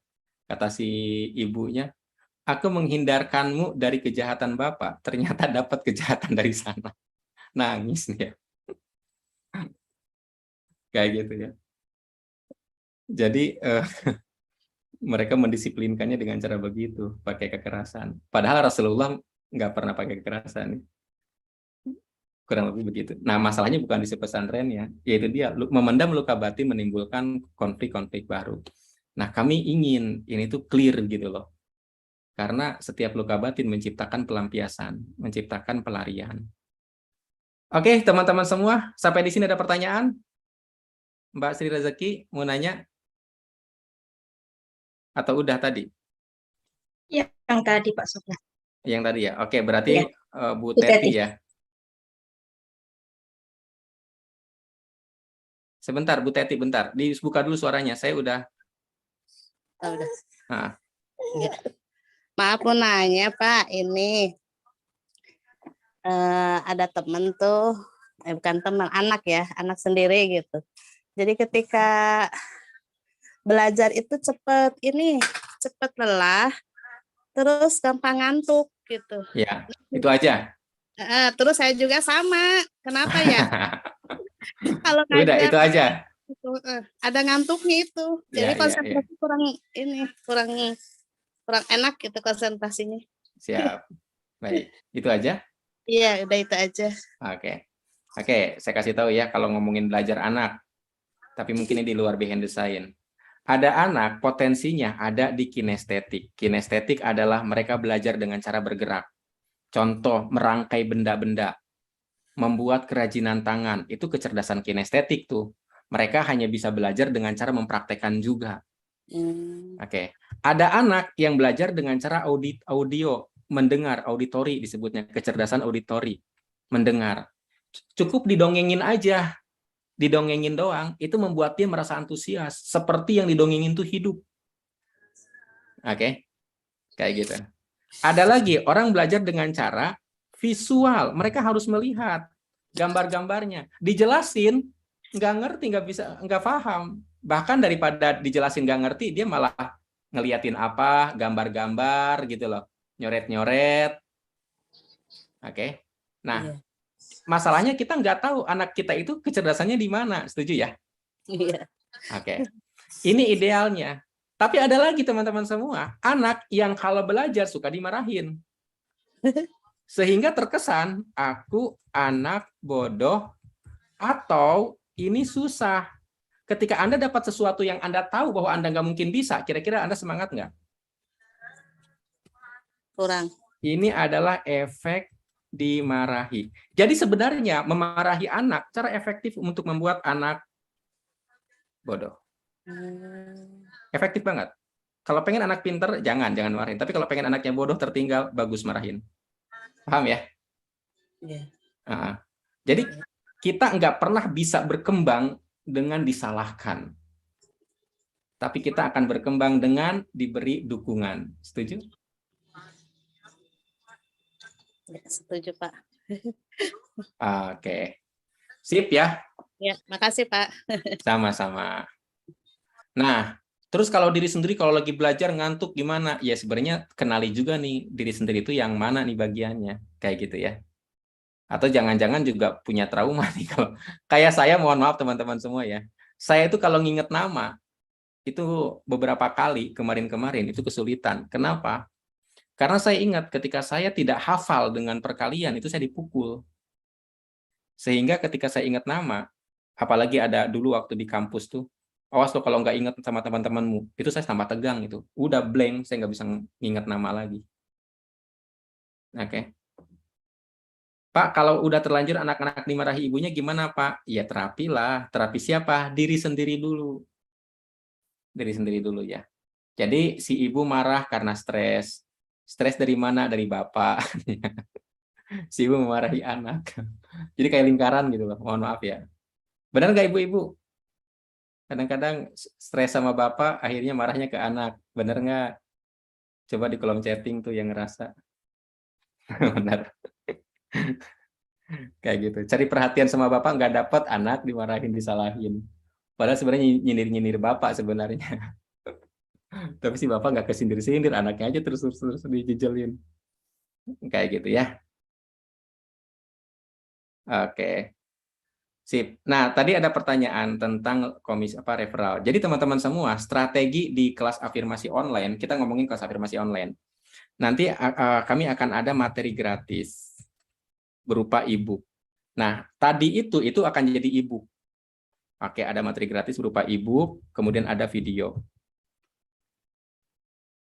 Oke, yang sudah ada itu sekarang materinya dalam bentuk tentang self talk teman-teman semua. Saya juga belum nanya sih ke admin saya itu udah dibikin kuponnya belum. Nanti itu yang Anda bagikan. Jadi Anda membagikan materi gratis di e-book dan video. Nah, begitu mereka masuk ke dalam data, oke, data mereka udah masuk, maka mulailah berjalan email atau WhatsApp. Oke. Promosi dan edukasi. Oke, secara berkala.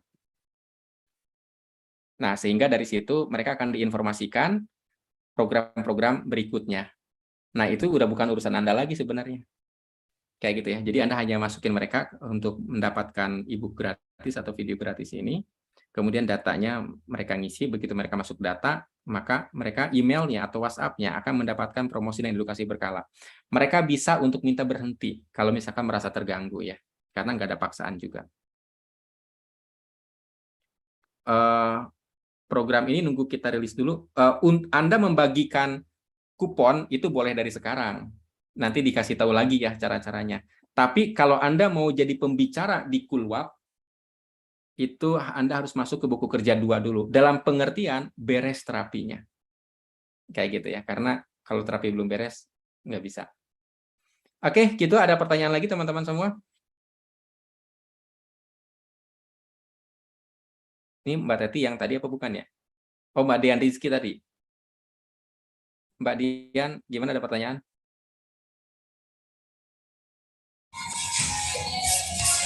Iya Pak. Oke. Bukan pertanyaan sih sebenarnya, izin sharing mungkin ya Pak ya. Karena tadi pembahasan kan hari ini kan terapi.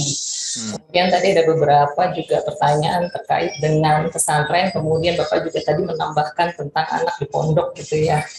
Nah kebetulan saya punya pengalaman gitu.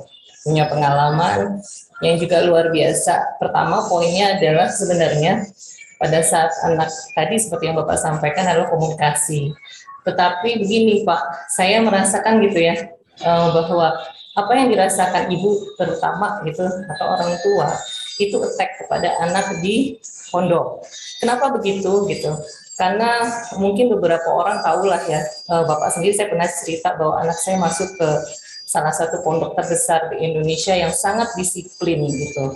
Tetapi alhamdulillah gitu, walaupun kedisiplinan itu luar biasa, tapi pada saat saya memutuskan, pada saat saya memutuskan dan anak saya memutuskan untuk masuk pondok dan menganggap bahwa itu pada saat diterima adalah satu rezeki Allah, itu konteksnya jadi berbeda gitu Pak. Keikhlasan, kemudian apapun yang terjadi, itu karena saya ikhlas, anak saya ikhlas, dia tidak pernah yang namanya tanda kutip mendapatkan hukuman-hukuman yang berat. Gitu. Jadi karena selalu pada saat beliau yang anak saya telepon itu saya selalu tanyakan, are you happy now?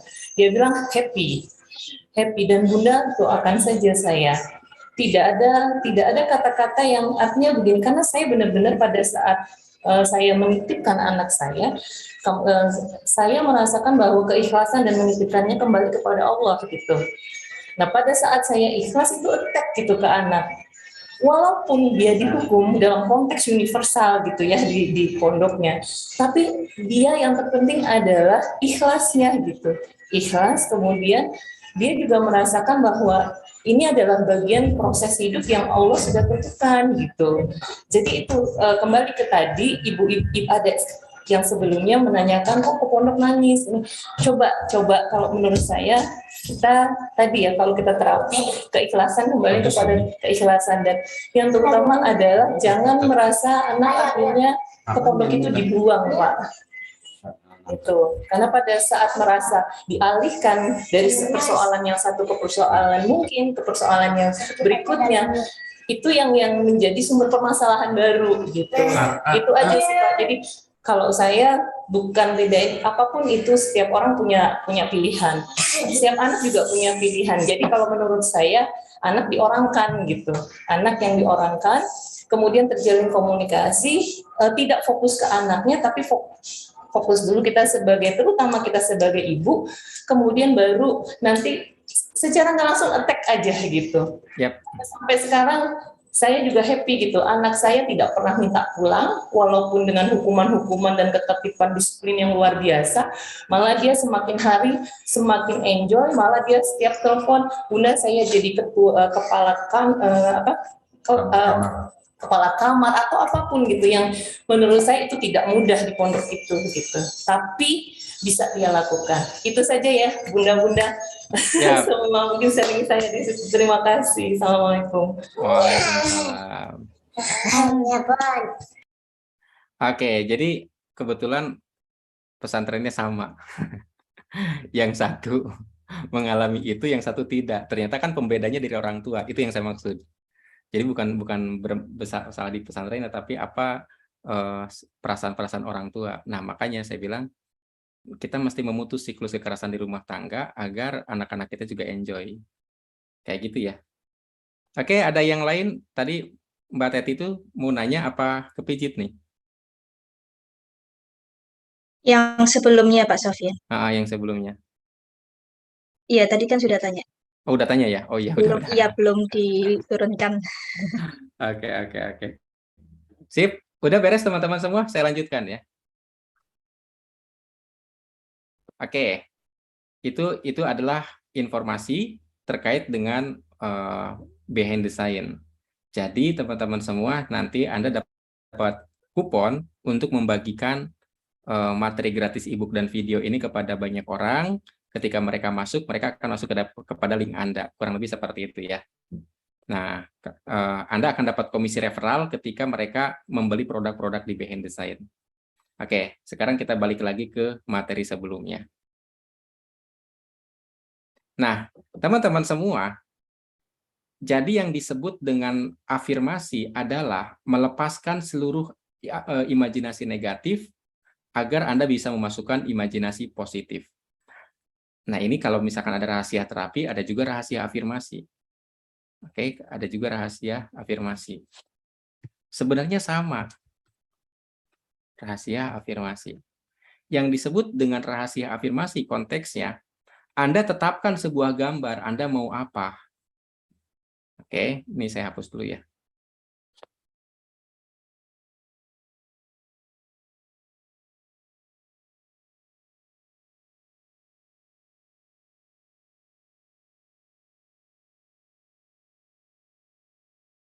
Oke, jadi Anda tetapkan sebuah gambar, Anda mau apa? Contoh misalkan, Anda pengen sebutlah itu lulus ujian. Oke, lulus ujian itu tandanya apa?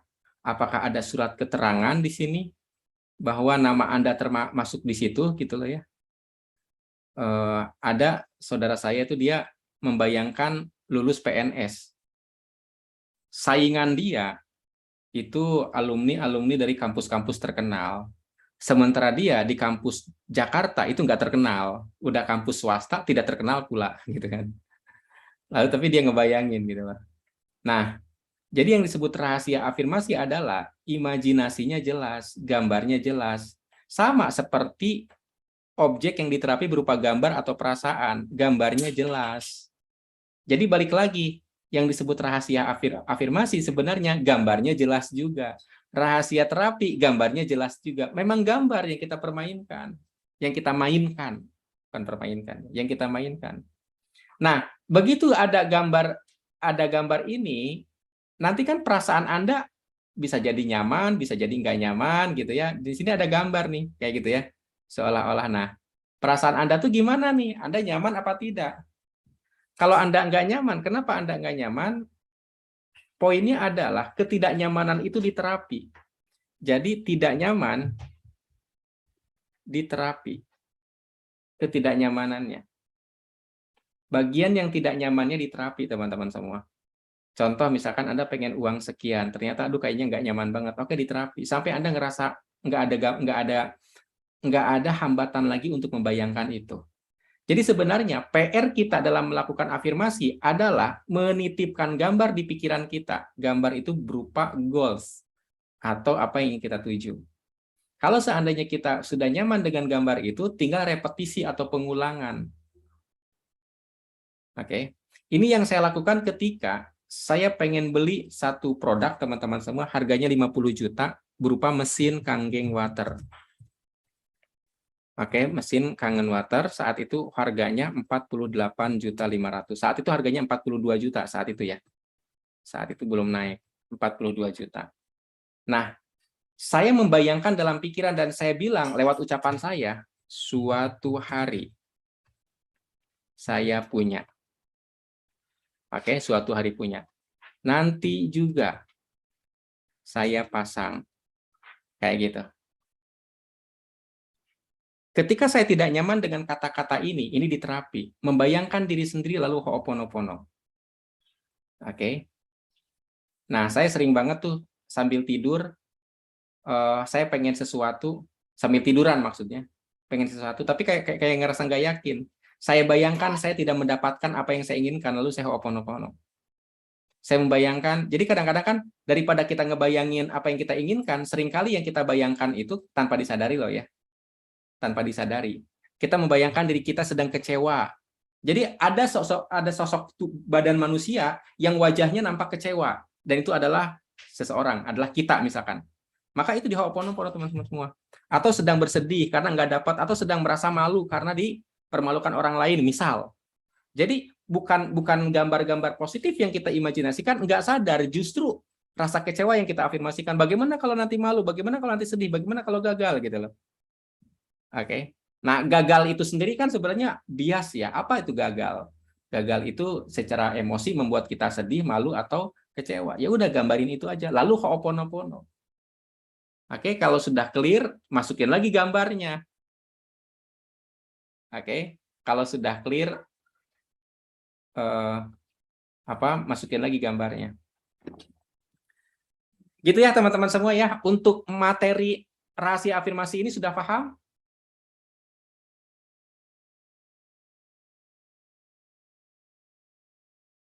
Oke, sisanya adalah teman-teman semua repetisi.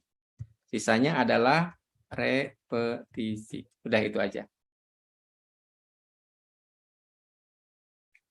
Nah, sama ketika Anda misalkan pengen nikah gitu ya. Bayangkan sebuah pernikahan. Nanti kalau ada rasa nggak nyaman, gimana kalau cowoknya jadi begini? Gimana kalau ceweknya jadi begitu, misalnya? Gimana kalau nanti ditolak oleh keluarga? Udah bayangin lagi, berarti diterapi. Selanjutnya gimana? Masukin lagi gambar yang Anda inginkan. Berulang-ulang aja kayak gitu. Tapi sambil diucapkan, alhamdulillah ya Allah saya bahagia punya pasangan seperti ini. Saya juga alhamdulillah ya Allah atas pernikahan ini. Alhamdulillah. Kayak gitu ya. Oke, saya cek pertanyaan di kolom chatting. Analisa tanda tangannya kapan dilakukan Pak Nasri Rezeki? Analisa tanda tangan di Behind the Scene itu dilakukan di Ulwap Zoom. Kemudian ada juga di kelas 30 hari terapi ini. Oke, Mbak Mary Batam, ada pertanyaan?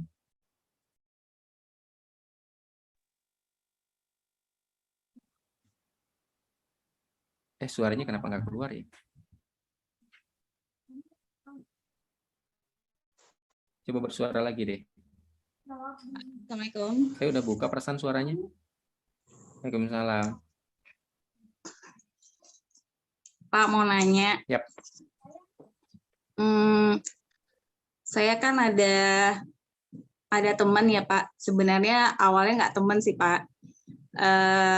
Waktu itu ada di grup jualan online gitu. Saya ada yang nge-share gitu, beli Kenopi gitu. Kenopi karena dia terlilit rentenir, makanya akhirnya saya beli gitu.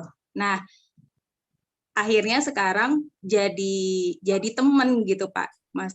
Jadi temannya tuh gini, dia sampai mau bunuh diri, akhirnya saya terapi yang apa yang Bapak kasih, itu saya kasih sama beliau gitu. Terapi Akhirnya, yang mana tuh? Yang ini Pak, aku mengasihimu, aku menyesal, maafkan aku, terima kasih. Ngasih videonya atau ngasih tahu ke dia? Enggak Pak, Nah, kata-kata aja ya. Pak. Kata-kata, video enggak, belum ada Pak. Kata-kata, dan akhirnya saya kasih karena dia masih dikejar sampai dia mau dibunuh Pak gitu. Dan itu saya kasih buku 20 hari membuka rezeki. Sampai kemarin juga hampir katanya mau bunuh diri juga, saya bilang nggak usah, saya bilang gitu, istighfar, karena dia mualaf Pak gitu. Nah saya memberikan seperti kayak Bapak gitu. Itu gimana ya Pak gitu. Tapi alhamdulillah kalau beliau curhat menyampaikan, saya beristighfar terus gitu, insya Allah gitu. Nah jika sudah mulai nggak enak nih perasaan saya berhentikan Pak. Itu saya bilang udah ya, besok kita kalau ada yang mau ditanya silakan gitu. Itu gimana Pak? Apakah sudah benar Mary lakukan seperti itu atau Jadi gimana? yang bahaya dari menerima masalah orang adalah kadang-kadang kita ngomong gini, oh gitu ya, parah banget, kalau saya digituin, saya bakti begini. Nah, itu ya itu maksudnya itu yang bahaya, itu sebenarnya mengafirmasikan diri sendiri di posisi itu tanpa disadari. Kayak gitu ya. Tapi kalau misalnya kita udah sadar nih, oke, ini masalah dia, ini bukan masalah saya. Kayak gitu ya. Yeah. Jadi hakikatnya yang perlu Anda tekankan adalah yang bisa menolong seseorang hanyalah Allah.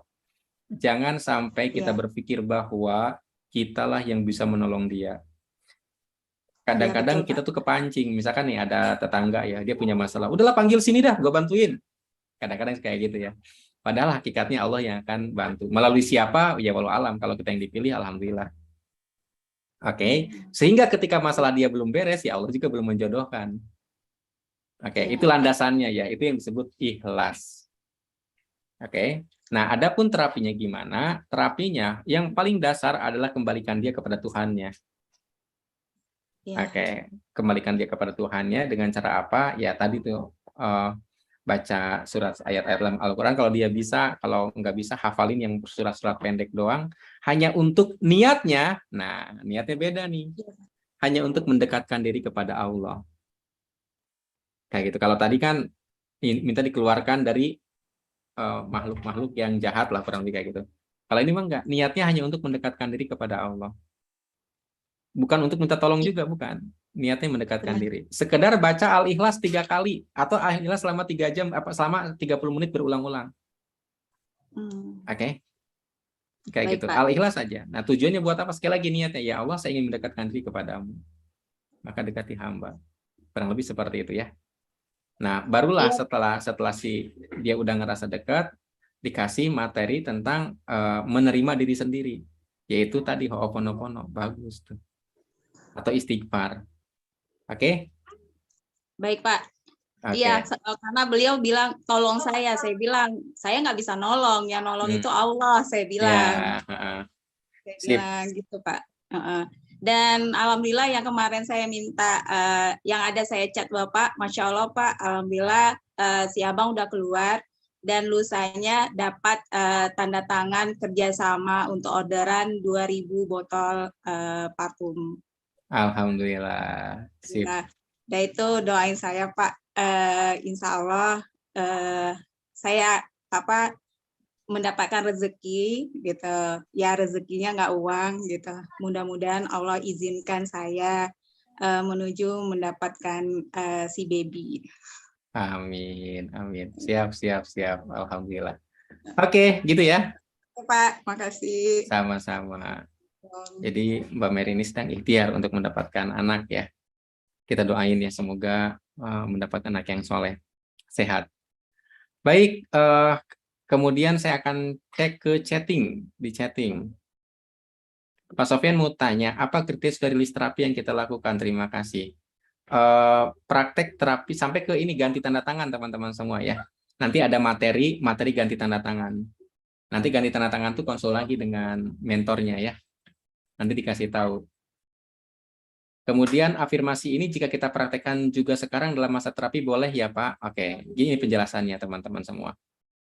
Kalau seandainya di dalam gelas Anda masih banyak katakanlah kotoran, Anda ingin memasukkan air baru, ini bisa dibilang ya di sini akan bercampur gitu loh. Tapi kalau misalkan Anda keluarkan sedikit demi sedikit, tapi kemudian Anda juga masukin, ya mungkin ini akan lebih membantu. Tapi akan hasilnya berbeda kalau memang di sini udah kosong banget. Begitu diisi itu benar hasilnya sesuai dengan yang Anda harapkan. Oke, gelas kosong, Anda isi sirup, bener sirup yang nampak di atas gelas. Tapi kalau gelas isi minyak, Anda isi sirup setengahnya, oh ternyata nggak jadi sirup. Kayak gitu. Jadi, Anda boleh praktek terapi dan afirmasi berbarengan, oke, tetapi kemudian Anda paham hasilnya belum tentu sesuai dengan apa yang Anda inginkan. Tapi itu pun progres. Kayak gitu ya. Itu pun progres. Oke, jadi nggak apa-apa. Atau katakanlah kita mulai dengan afirmasi kecil-kecilan. Contoh apa? Besok makan apa gitu. Oke, dengan ekspektasi kecil-kecilan. Jangan sampai Anda sibuk afirmasi tetapi terapinya diabaikan. Nah, ini juga keliru ya. Kayak gitu. Itu yang keliru. Dipahami ya? Tadi yang nanya.